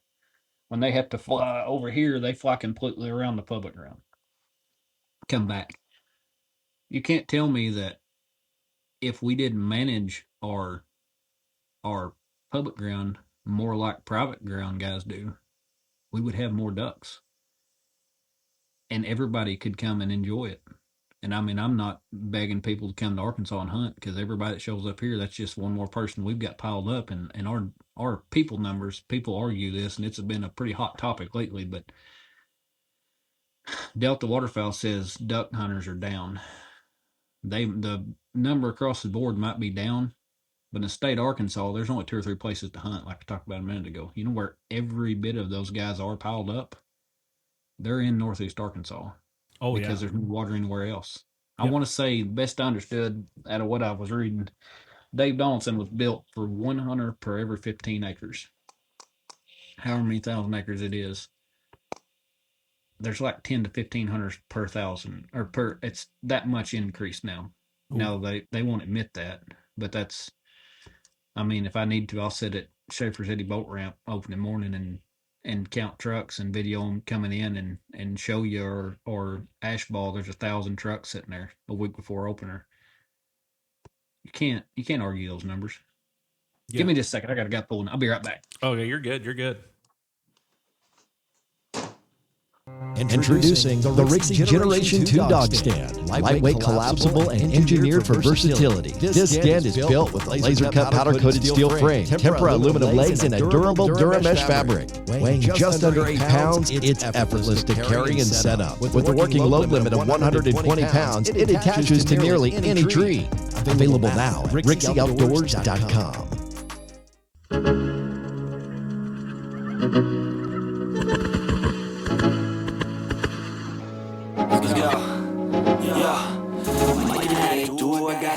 I ain't even playing, got a really bad habit. If it moves, gotta grab it. Fuse like a magnet, lose, won't have it till I'm thrown in a casket.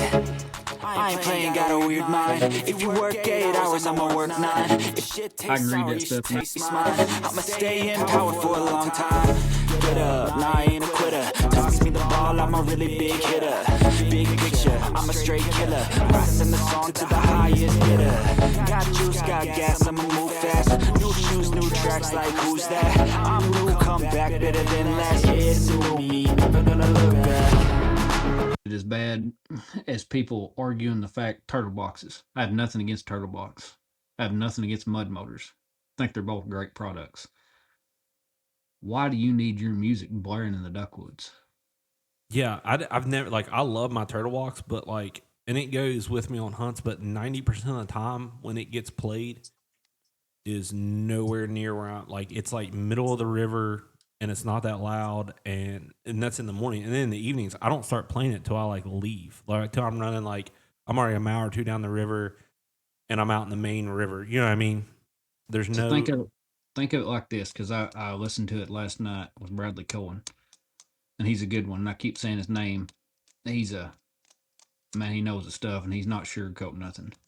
So they've done testing, like a couple miles off with their birds that they've got their monitoring. You're 2 mile off, and you fire up your mud bottle at the boat ramp, warming it up, and those ducks get alert. You put that boat in the river, and those ducks get them wings go crossed over their back, and their heads are up, and they're looking for danger. Closer you get, they're gone. You've got, say, like Cache River down there. It's not very wide. If you've been down there, you know it. I've never hunted. I say that I've hunted it, but not. I don't know the Cache River, none of that country. It's a long, narrow strip, right? Yeah. So you're running up and down that river. I mean, if it's 500 yards to the edge of it, either direction, or not that much, or twice that much, it don't matter. Those ducks are going to get up and get out of there Yep. because they're scared.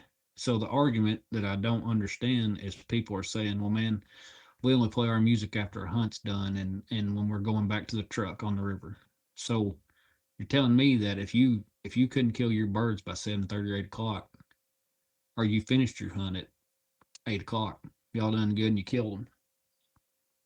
Yeah. Let Now me. that you're done, you're going to turn your music on and make a bunch of racket. So the guys, because you're piled in 100 yards from us, now we can't kill our ducks because you're running our birds out of the woods.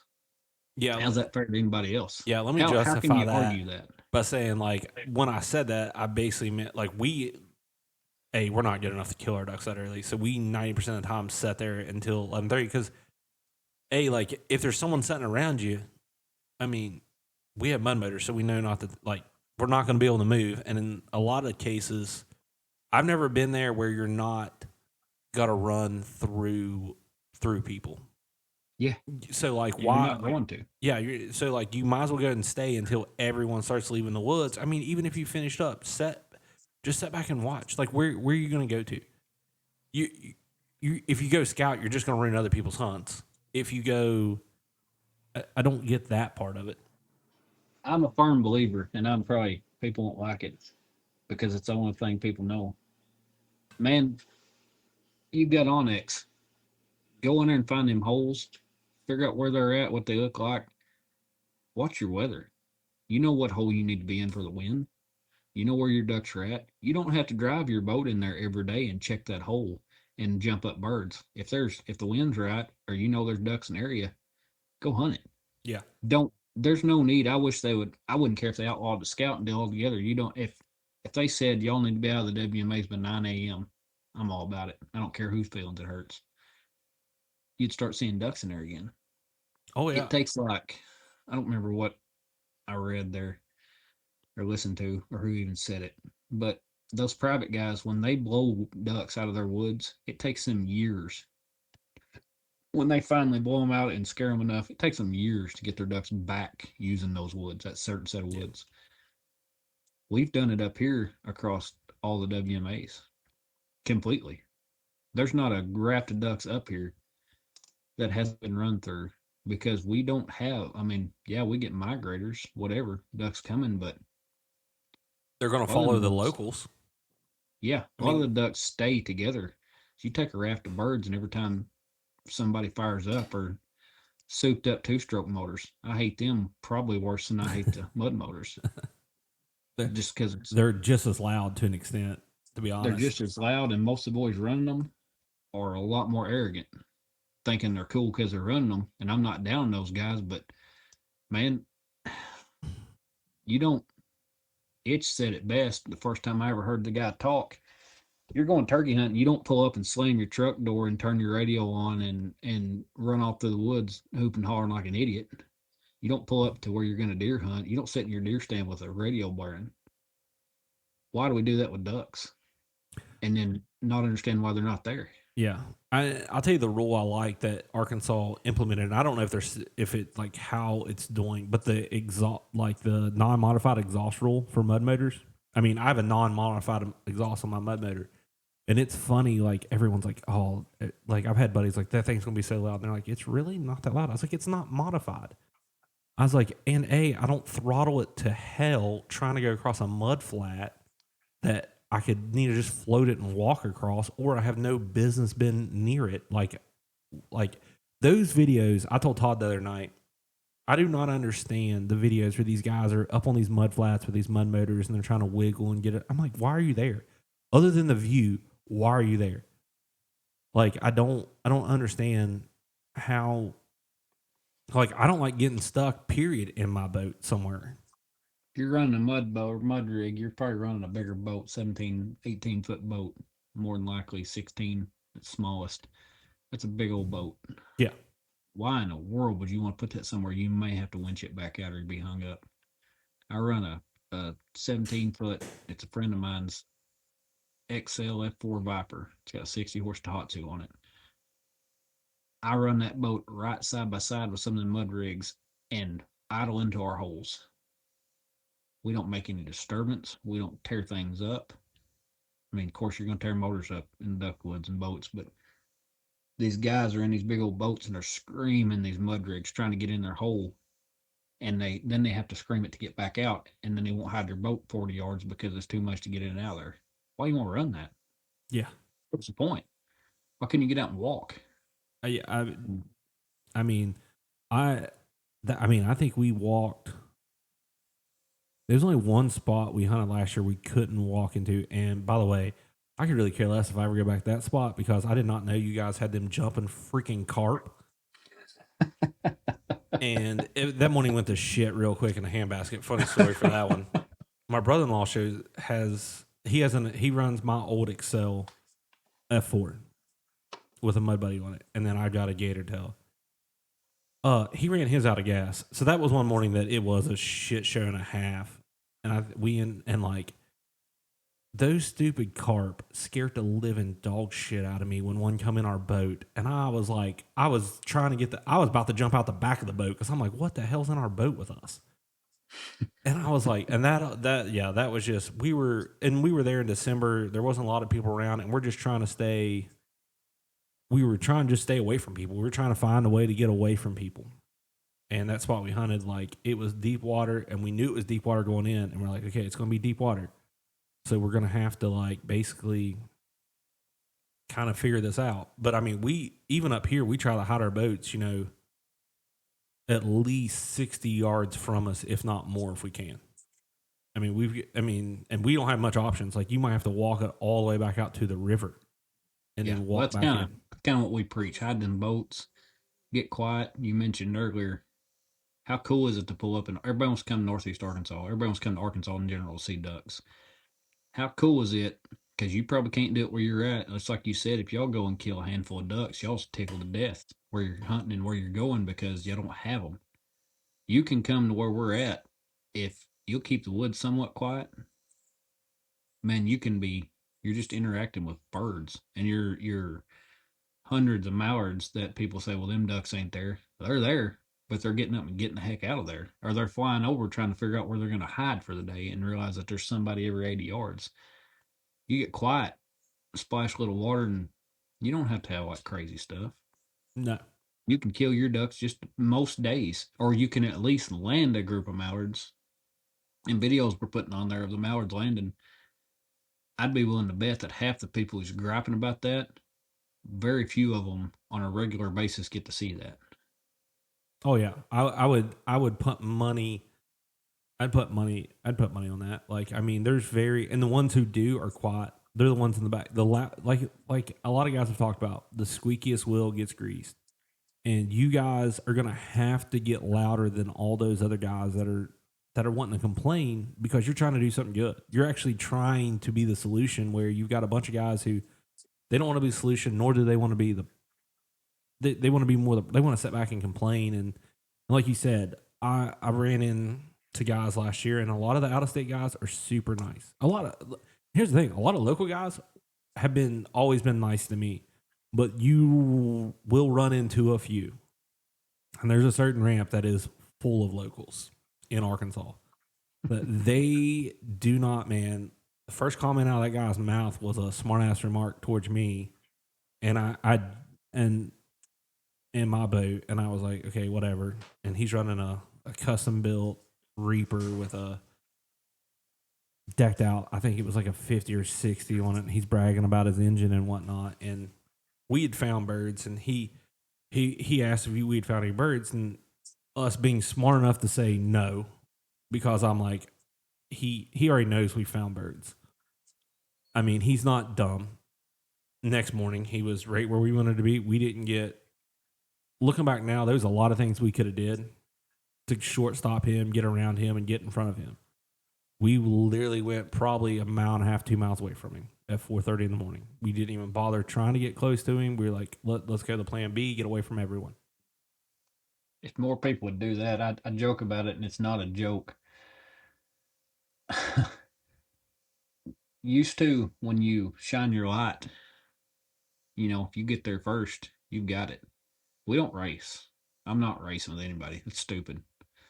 We will. Only time I can say I get in a hurry and try to fight to get something. We used to have a youth hunt up here that was phenomenal. And I would put every ounce of effort I had in my body to make sure that them kids had a hole. We put a lot of effort in finding birds, walking through the woods and waders, slipping around, looking for birds. We'd find them. You're probably not going to beat me that hole because them kids will get to hunt. The last year we done it, there were some guys slipped in way early. When we got to the hole, it took me like under a minute to get from where we was at to the hole. Wide open on plane, crashing through the woods to get there. And I roll up in the middle of this hole that we hunt, and there's decoys thrown out. There's dogs on stands on trees. People have got their stuff hung. You can't fight that. You can't help the people's going in early. Game fish can't. They can't help you because there's too many idiots fighting at the boat ramps, pulling guns on one another and racing, killing one another. They can't help you. That's something we got to take care of ourselves, and not by fighting and carrying on, but we just got to make it not cool to do that. But we we don't ever have to race. We ain't gonna race. No, there's no We're not gonna reason. fight. But when you shine a headlight, that's not an invitation, man. When you look up, and I truly believe it's younger guys who learn to hunt off YouTube. They didn't have anybody teach them how to do this. They watch YouTube, and there's 35 or 40 guys standing in a hole, taking turns shooting. Man, most of these places you can't hide 10 guys. When them ducks fly over, if you had a drone, could see it, because I've got to see it with people who do have drones. You fly over them woods, you can see boats and headlights on heads because they don't know how to take them off their heads. I mean, it's just people standing out away from their trees, looking up. Those ducks see you. They're not coming in there. It ain't gonna happen. But just like y'all leaving, that guy beat you. Roll on to the next one. Yeah. And that just because he's there and you wanted to hunt there, don't mean you got to hunt there. We hear every morning somewhere. We can hunt here if we want. We don't have to go nowhere else. We don't. You can't run us off. That's a fact. But I'm at the when we go, I blast off at 4 a.m. We don't do nothing crazy, but I put in effort to get my hole. And normally we don't get beat a lot of times because most of them guys anymore don't even get up and go. They wait till 30 minutes before shooting time and then roll in and say, we're hunting here with you guys. That is something that caught me off guard because we hunted when we hunted the white and cash last year, kind of for the first time, a little more serious. Because before that, I spent three days in December down there, and then we went back last year for a week. And there was, we made a point to try to be at the ramp 4:30, like when you're allowed to enter. Because I'm like, let's get in the woods, let's get quiet, respectful. The amount of people like at the 5:30 mark and on was crazy. And we didn't really have anyone really get close to us, but like just the amount of boat traffic, it's like, man, like where. And we kind of adapted that up here because we don't have that rule, but like we make a point, like 4:00, we want to be launching our boats. Like if we do that, we don't have to worry about getting beat because no one else is getting up. No one else is going to get up that early and go. So we roll into a hole, we get it, and then what people show up. I'd like to say we don't have that problem up here, but last year we literally had guys roll up, and I mean, I don't know, I didn't measure on Onyx, but we were, and like we weren't leaving. We had been there, but we watched them launch their boat because they could launch from private, and we were in the hole set up breaking ice. Actually, they had to break ice so they could put their boat in because that backwater had frozen, and we're sitting there breaking ice, shoving it out of the hole, and we're set up getting everything done, and like they literally set up like they could have easily went a little farther away from us, and they basically wanted where we were and got as close as they could to us. But I mean, we're like sitting, we're like, we're gonna be shooting at you guys all day, like why? Like open water, there's nothing between us and them, and luckily I do roll with a couple really good callers, and those guys, over there, no one tried to blow each other's ducks out of the water. They were respectful that way. But I mean, I got to watch one of our best hunts ever, and I think we killed 15. And that's an amazing hunt for us. We had 6 guys, and we thought 15 ducks was an amazing day. I mean, most people are like, and I mean, they weren't all mallards either. There were some gadwalls, black ducks in there. But I mean, most guys were like, for you guys, that's like you all wouldn't have been happy without 6 limits. A lot of guys. Not us. That's what we're trying. Well, I mean, that's what we're changing. That's what we're trying to change, that mentality. There's nothing, and I shouldn't say it because it makes me sound. My wife says I always just sound about half pissed off, and I mean it does get me aggravated. There's nothing makes me hate you worse when you come and you start talking about how many man limit that y'all killed up here, and the kids. That got to be a phrase. I mean, we killed a 6-man, or we killed a So you're telling me y'all in a field and y'all shot nothing but pintail. How many ducks did y'all kill? Oh, we had 6 ducks. It sounds cool. So y'all shot wood ducks. I mean, what can you shoot? 2 or 3 wood ducks, whatever it is. It Yeah. don't matter. That built a whole population of people who think a limit is how you measure your success. That is ridiculous. Did you go and get to watch something beautiful in nature and get to love it and get to see what nobody else got to see that day? You watched the world wake up and got to watch mallards crash to the timber. There's nothing prettier. I'd argue with anybody. Or did you go and fight with a bunch of boys your age? Nobody landed any birds. 2 or 3 of you finally got mad and shot some that was 85 yards up in the air and crippled them down. Those ducks are going to get out there and die, and chicken hawks and eagles eat them. Nobody killed them. Nobody got them. And y'all didn't even see the show.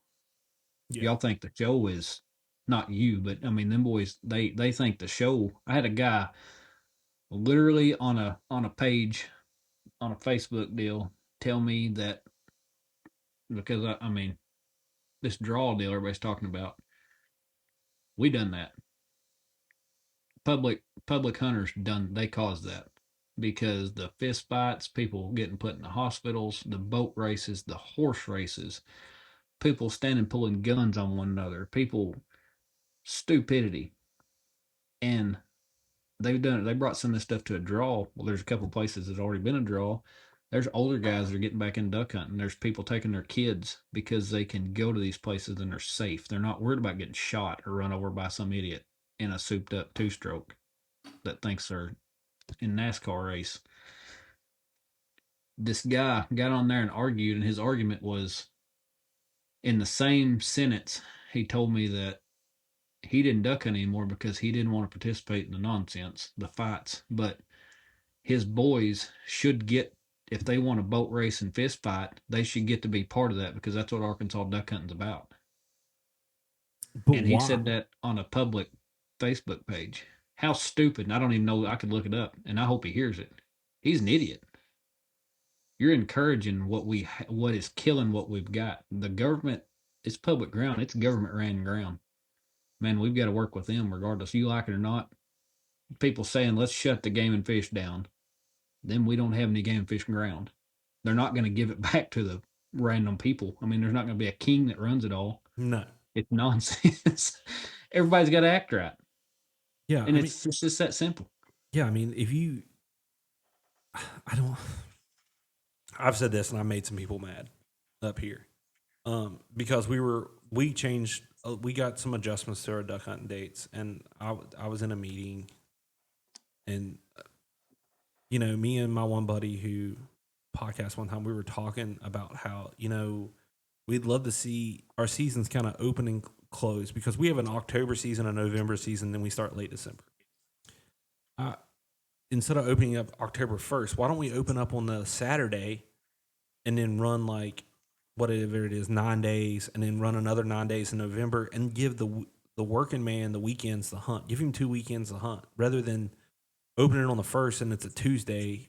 He ends up getting 3 weekend days to hunt or something. Like, not all of us can take off a ton of days and stuff to go hunt. Give us the weekends. And I made the comment about why don't we make it during Thanksgiving break in November? Someone was like, well, that's during gun season and blah, blah, blah. It's dangerous. And I'm like, first off, the turkey hunting woods, for some god awful reason, is the most dangerous woods to be in because of I'll say it, uneducated idiots. 90% of people don't gobble with a mouth call or a call at all, and they get shot. They shoot a random figure that moves in the woods. They shoot it. Or they shoot a decoy that's a hen decoy, and there's a guy sitting behind it. How in the world, you know what I mean? How can you say, gun season's a dangerous time to be duck hunting when we don't wear blaze orange during turkey season? And it's one of the most dangerous. West Virginia has a fatality about every year in turkey season. That's a shame. You're using shotguns. It should be one of the most safest seasons there is out there. How many years has that been going? Has it increased in the last 10, 15 years? Or has it always been a thing? I think it's always been a thing. My grandpa got shot by a guy that was squirrel hunting. I would have bet that it come from all the YouTube and the reaping turkeys and all the crazy stuff. Well, that's the thing. And Reaping's the dumbest thing in the world. I mean, it's an effective way to kill a turkey. And like, I know buddies that's done it and killed them, but I'm like, and I don't have a problem with the reaping part. My problem is the terrifying part of like some idiot somewhere in the woods with a rifle shooting you behind that fan because he doesn't pay attention to what he's shooting at. just to kill a turkey. Just to kill a turkey. I mean, I don't know, but It's nuts. I mean, that's my spill on turkey. It makes me mad every time I think about that. But they did adjust seasons this year, and we've got some more weekends, which is nice. Minus I booked weddings for all of October, so that I ruined all my October hunting. Except I'll get two Sundays to hunt if I can wake up after weddings, late night weddings, which we'll see how those go. But yeah, you're right. I mean, I'm glad with the project you are pushing forward. I mean, we can sit here and harp on this generation, but it's going to take guys stepping forward to kind of change it. And not all YouTube's bad. I'm not, and I get wound up. I sound like I'm just down in the younger guys. I know guys my age and older that don't have sense God give a goose. What we're trying to do, because I got kind of sidetracked rambling. So, like I said, how many of these younger guys don't have a dad or an uncle or a grandpa that started duck hunting? You know how many people we talked to that just started duck hunting a couple years ago because they thought it was cool and they wanted to do it? I'm all about it. How many of them guys had anybody show them anything? They watch YouTube.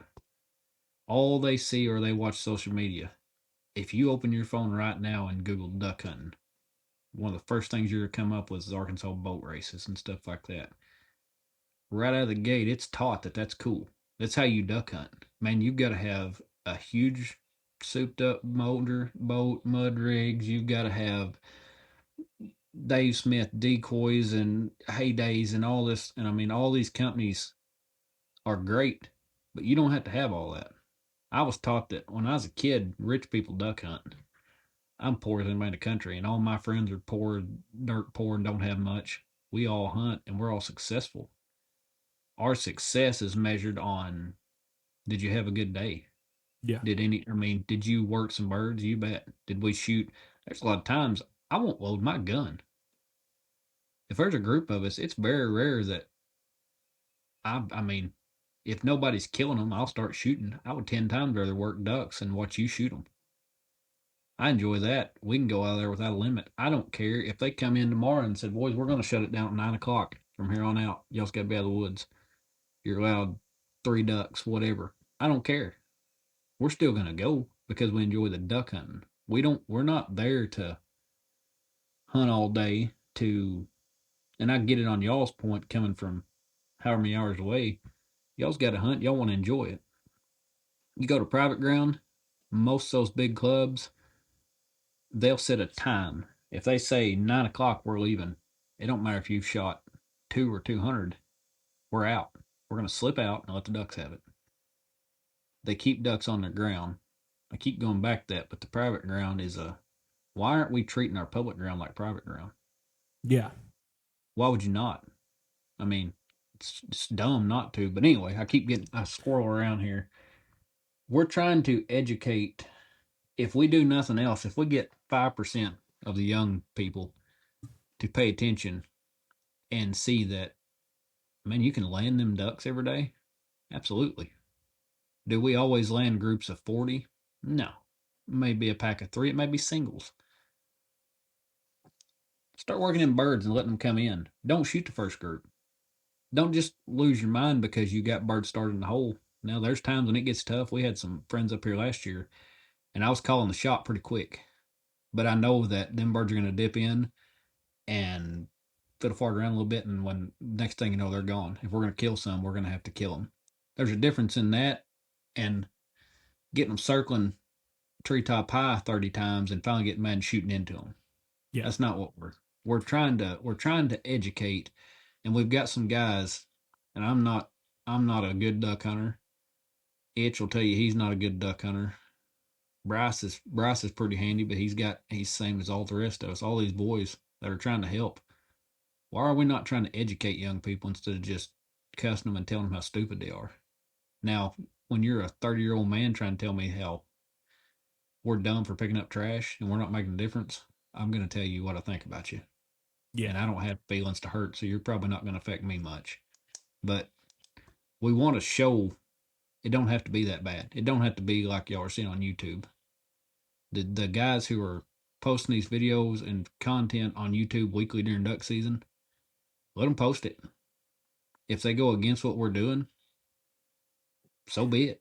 And what's funny, with the social media thing, just the like, it's not really the gotta watch how I say that because there is one that I'm not a fan of, but and he's not even from Arkansas. He's from Tennessee. Pretty sure that was up there last year in y'all's neck of the woods for opening weekend. And it's nothing against him. Just I don't like his content, and it's not the best the way he portrayed it the wrong way, which is part of the problem. Mm-hmm. Is exactly like the problem. I know who you're talking about, and I watched him walk around. People at shows and at these places okay, you instantly didn't know think who, it was cool. yeah, The teenagers thought it was cool. yeah, The people on YouTube thought it was cool, but nobody that has anything to stand on thought that was a cool thing to do. and I say that because you have and Billy and Dennis with Dr. Duck is, I think their show they actually educate in the right way. You have them who educate in the right way, but then they're competing with these other guys or just these in general social media people who don't educate the right way. I mean, and actually, I don't care. This podcast is not sponsored by anyone. Sponsored by Bo Brooks was who I was referring to, and I at this point I don't care. I've had too much coffee today. Thank you, Dirty Duck. They're not associated with him either, so screw him. Screw him. The way he betrayed that was awful. It was, and he's not. I don't think he's a bad individual. I don't know. He's not a bad guy. He's just I've met him and been around him a lot. That was wasn't a good way to go about it. No, he did a horrible, and I get what he was trying to do too. But man, be part of the solution, not part of the problem. If you look at his episode and Dr. Duck's from the same weekend, which one would you rather show to the young people? You'd rather show the Dr. Duck version 100 times over, just because the way they cut it, they edited it, they talked, they associated the whole entire thing with, and then you have the way he showed it, which was a completely different manner. I won't dive off into that very deep because and I really believe because we have this discussion pretty regular. Everybody's put where they're at for a reason. I didn't like the way he did that video. It's not how we act, not how we hunt. If that's how they hunt and they enjoy it, more power to them. But it's not sustainable to hunt like that. No. There's itches at a meeting right now looking over data that was collected over the last couple of years. Everything shows that if we continue to do what we're doing right now, there's about 5 years left. And that's a lot of studying and science went into that.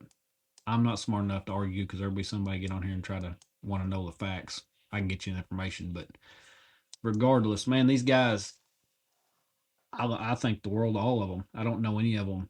Hunter Helms is one that he's up here. He's a great dude. Me and him, I don't know the dude close personal at all. I've met him a time or two. He's buddies all these. He's Dennis and Billy's right hand man up here. They're great guys, and if they can have a positive impact, let's do it. Educate people. Bo, I mean, Indian boys, and I'm not talking bad about any of them. Use your power for good. Yeah. Don't encourage young people to act like fools. And we'll get some hate for saying that because that ain't cool. But we're gonna stand on it. Yeah. And I mean, it's like when we were down there, we did not boat race. We were trying to figure something out.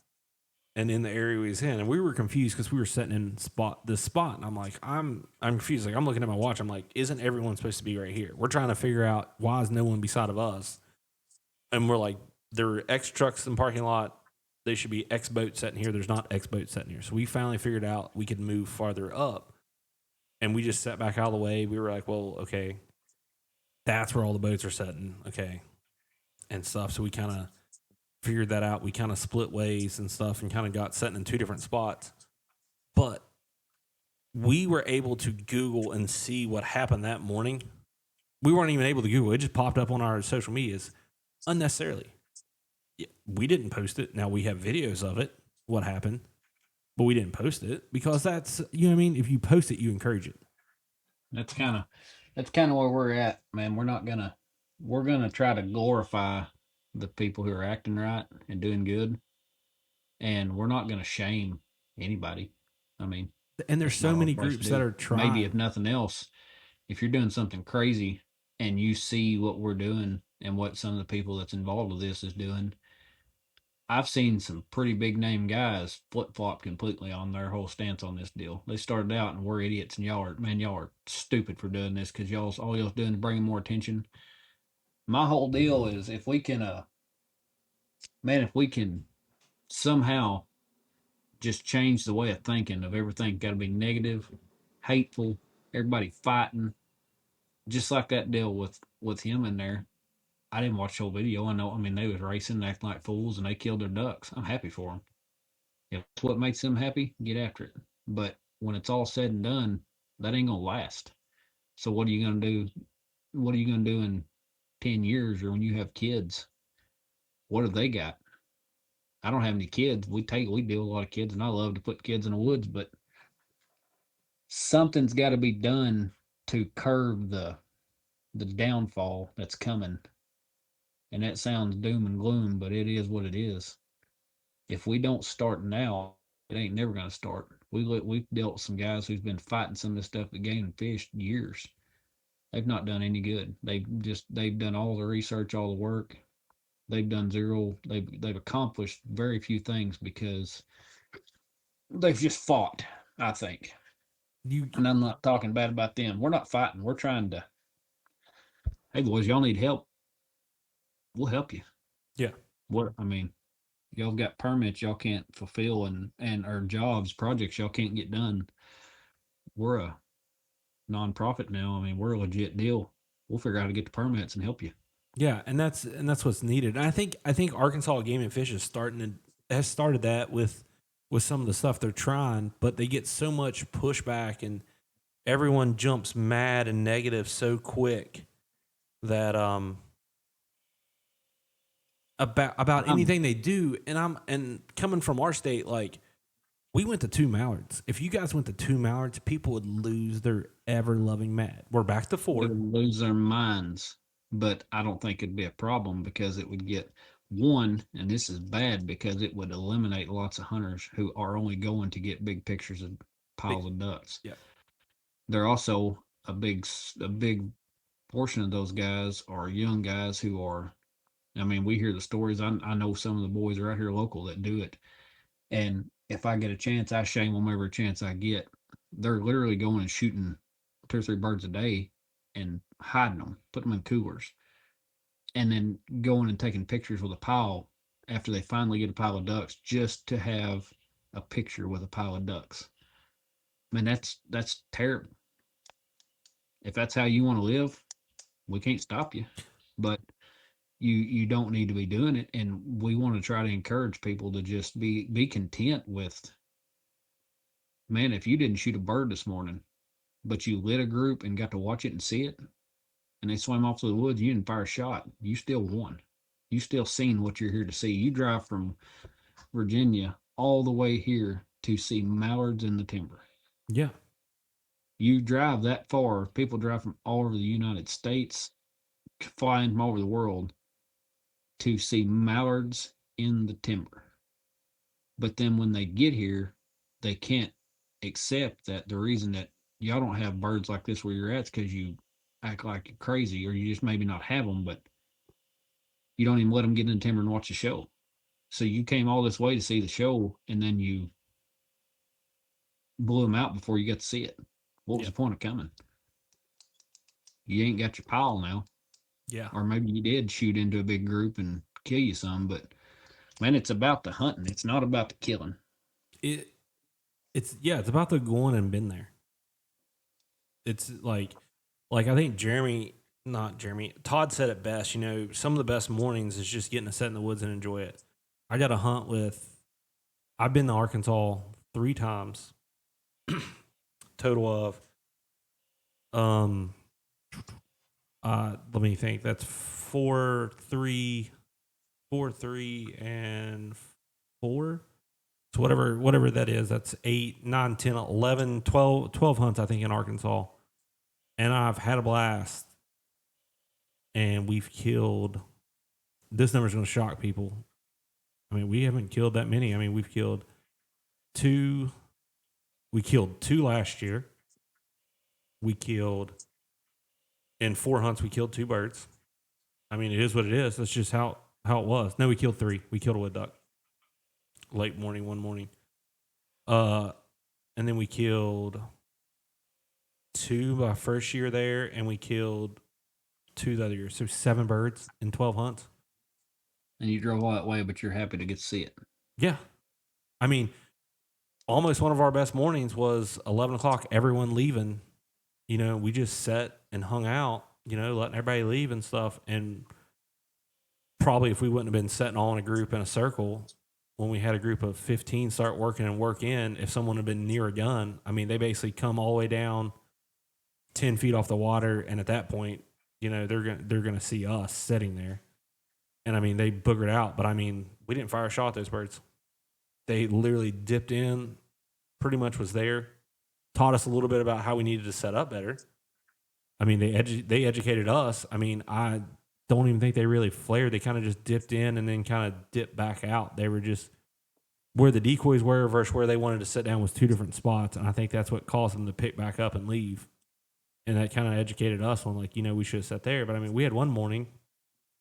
I'm a stickler on time, shooting time. We had 8 light in the decoys, and everyone's sitting there. And by the time it became legal, I told them it was too far to shoot. And once it got daylight, it was probably not too far to shoot. And I was like, they picked up, left. It is what it was. But I mean, we didn't shoot. Those 8 ducks come in there, landed, swam around, and left. I mean, it is what it is. I mean, none of us hated that. You got to see the show. Oh yeah, it was one of the coolest things ever to watch those ducks dip down in. But I mean, we've been going here 2 hours. Before we wrap up and leave, because I want to get your opinion on this, because me and my brother-in-law was looking at, you know, we were talking, you know, now that the Freedom engine has come out. Yep. And you know, and I don't know what the ordeal is, because me and him's looked at boats that have it on there. I mean, we love our 2 boats we have, and our engines are basically brand new until they die. We're not looking to change them out. But we were looking, like, you know, like, what would it be like to run those Freedom engines on our boats? Have you looked up the price of just Freedom engine? Never looked at them. I had a buddy or 2 buy them last year. I got to go down with a friend down Central Arkansas, and I've got videos of us running through thick 6-7 inches of ice, breaking ice and running them. They're the real deal. I don't know. I mean, I don't know how long they'll hold up. I don't know anything about them. I'll never be able to afford one, but Well, that's where I'm getting at. Like, I think it's 14 grand for just an engine on their website right now. And I'm like, they're not putting these on boats and selling them for that much money. So I'm confused. I don't know. Maybe it's just me trying to figure out, and this is a discussion for another time, not on a podcast, but like, I was a little disappointed when I seen that price point. I was like, it's just a 40. Like, I can go buy a 40 cheaper than that. Way cheaper than that. And just have to deal with the consequences. If I can tell anything to anybody, I don't own a boat. I don't have a boat. The last several years, I've had either a dog client bring me a boat and leave for the winter, or I've got a friend who deploys every other year, and his boat's at my house, and his dog's here, and I don't own a boat, so I can't tell somebody what they should or shouldn't buy. I know a lot of the boat manufacturers, and I'll be the first to say a 4-stroke Tohatsu 25 is awful hard to beat. But if you look at these guys, we talked about this last night. These guys with these big $1 jillion blinds on the Cache River down there that everyone thinks are so cool. You know what those guys are running? They're in some little old square nose John boat with an old something simple. I got to go. A good friend of mine, dog trainer, they've got a big hunting club. These guys have got more money. They can do whatever they want. It's amazing to see what they've built. They've got their own place. I got in the truck one morning. Now we rolled up this place in a $80,000 or $100,000 3/4 ton pickup, but we get out and this guy eases off in the woods and drags out a little old 12, 14-foot John boat with an old two-stroke nothing 9.9 motor, whatever it is on it. And they've got them stashed everywhere. And we all, me and him and two other older gentlemen, piled in this little old John boat with a dog. We eased out to a blind on their private ground and didn't kill much because there wasn't much flying that morning, but I stewed on that for I don't know how long. These guys could afford anything they want. You walk out of their lodge and they have their own marina, kind of whatever or boat dock.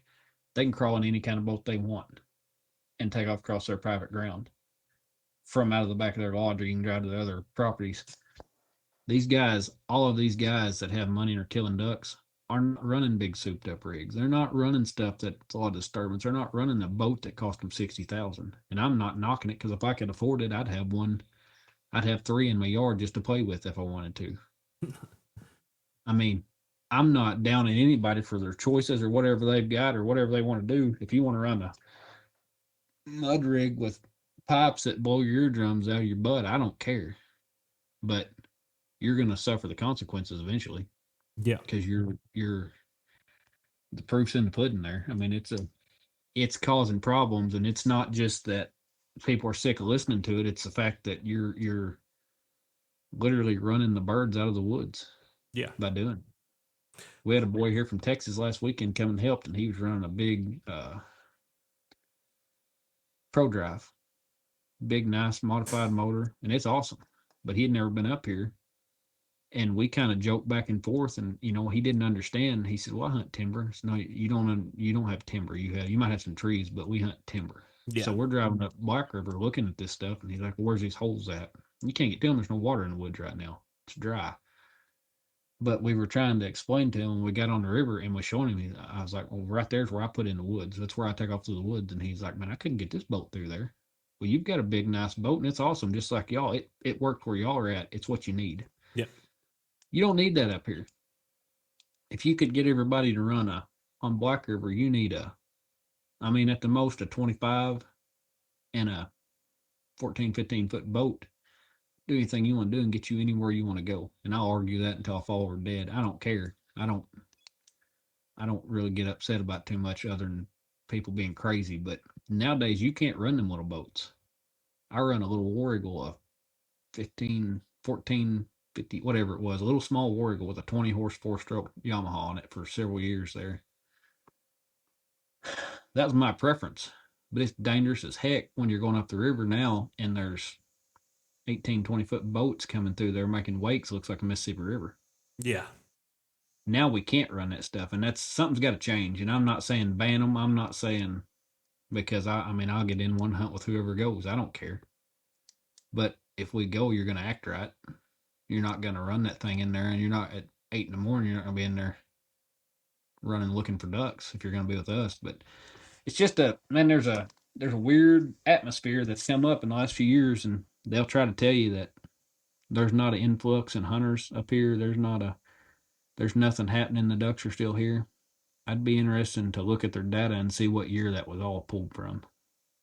If nothing else, you've seen it because you've been up here. It's got wild. Yeah, I mean, it's definitely there. It's gotten there, but I mean, it's one of those things that, like, I think this is what it's going to take. It's going to take open discussions and a lot of them, and I think you're going to have a lot more people join in, and it's just going to take all the good to kind of cover up that that negativity is going to come. There's going to be negativity come from social media because that's what social media is. I think one of the greatest things they ever did was start locking phones out of schools because it can make kids a lot happier. I mean, you cut out so much of the BS. And I mean, technology is one of the biggest things. I mean, you got data. I work in a world where data centers are becoming bigger and bigger and bigger. And I've said this before. Data centers get a lot of negativity, and their data centers are not the problem when it comes to like technology on that side. because we have to build a data center infrastructure just on that side. Where even in that side, I'm not a solar panel fan. I think those are problems. I think we need to find, which people freak out when they hear nuclear, but the technology's there, and just like anything, like you can't be willing to not change, and that's what it's going to take. It's going to take change up there in that area. I think all of Arkansas, you're going to see a change over the next couple of years, and I'm excited to see it. Um, we'll make our two trips down a year to kind of come hang out and shoot two ducks because that's about what our average is currently for 5 days. And we'll enjoy it. And I mean, it's funny because some of us, like my one buddies that go down there, they shoot more than that, but they're a lot better hunters than me.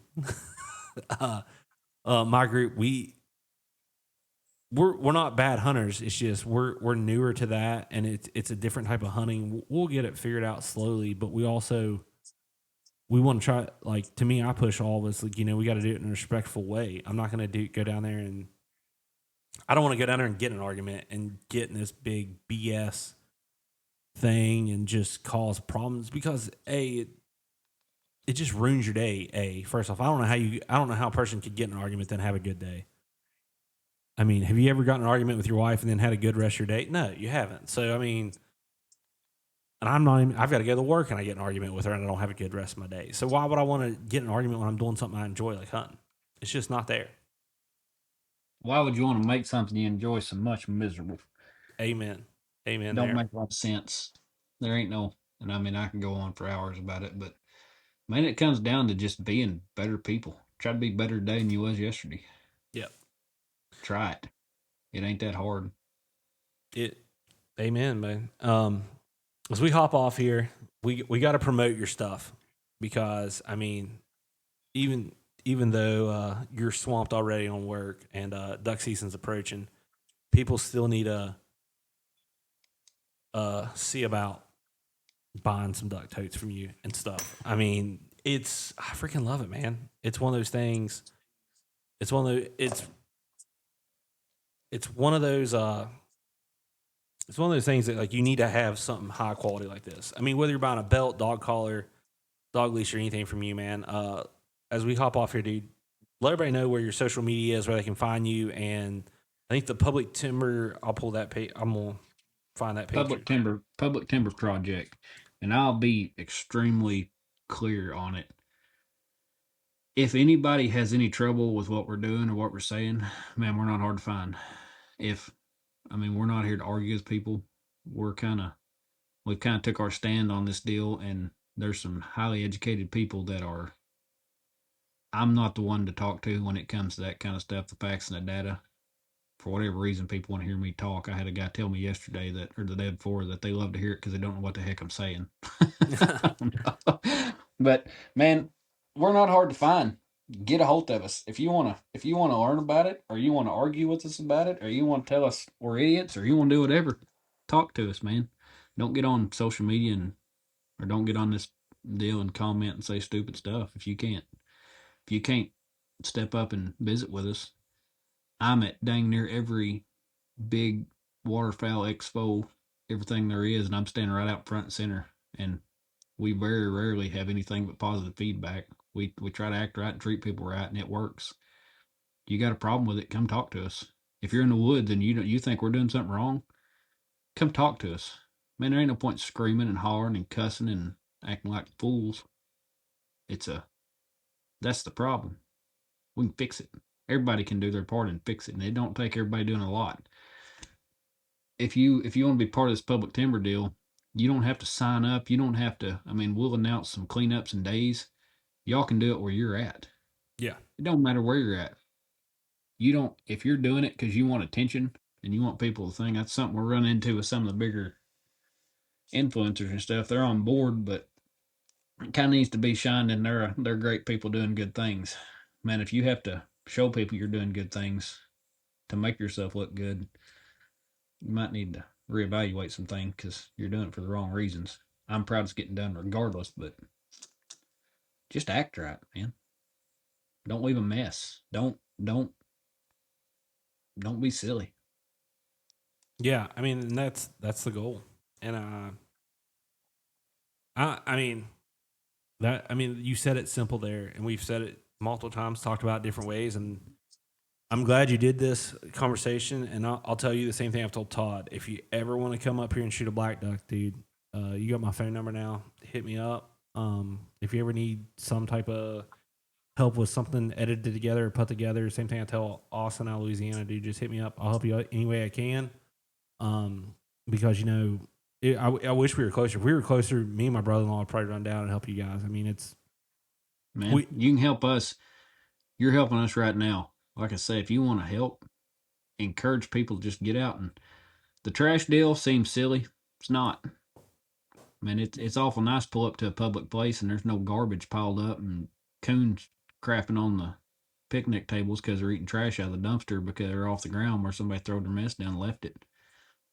Go out and do something. Send us a picture. Encourage people. Send me, Blakely, Jonathan, any of us. All those. I mean, we're all busy, but man, we take the time and visit with everybody and try. And if you'll send us, get on our social media, the Public Timber Project, and follow us and watch some of the stuff. You might be surprised at. You might learn something. And it's not a bunch of guys trying to say they're better duck hunters or better anything. They're acting better than most. yeah. I'm lucky to be part of it. If you need, I mean, I don't know if you want to get a hold of me, my name, Jeremy Brown, Custom Leather. I'm on Facebook under my name. I'm on TikTok under my name. My Instagram, it's Wing Shooter, but it's AH instead of ER at the end because Instagram wouldn't let me use the correct spelling, so we finally settled on that. So, but I'm easy to find. I mean, you can yell my name and somebody knows me somewhere, good or bad. But get with us and we'll fix you up on whatever you want, or we'll point you in the right direction, try and do something good. Or if you do something good, tell us about it. We'll share it. Yeah, man. About that simple. Yeah, definitely make sure you check out the Public Land Timber Project. The Public Timber Project. Yeah, Public Timber Project. That's my redneckness and me struggling to say that. And Wing Shida on Instagram and Jeremy Brown Leatherworks on all the other social media, man. Thank you enough for doing this. It was awesome. I enjoyed it. It doesn't even seem like it's been 2 hours us doing this, and it's been a blast. We'll definitely be in touch. Maybe sometime we can catch up in Arkansas, have some dinner together or something. I'm proud we finally got to do it. I'm proud you invited me on here, and I can't thank you enough. If we shared anything and helped anybody, all the rambling, maybe we've done a little good in the world. Yeah, that's what's awesome, man. Thank you for everyone that listened, everyone that checked us out on YouTube, Instagram, everywhere. We'll catch up with you guys soon. Later, man. See ya.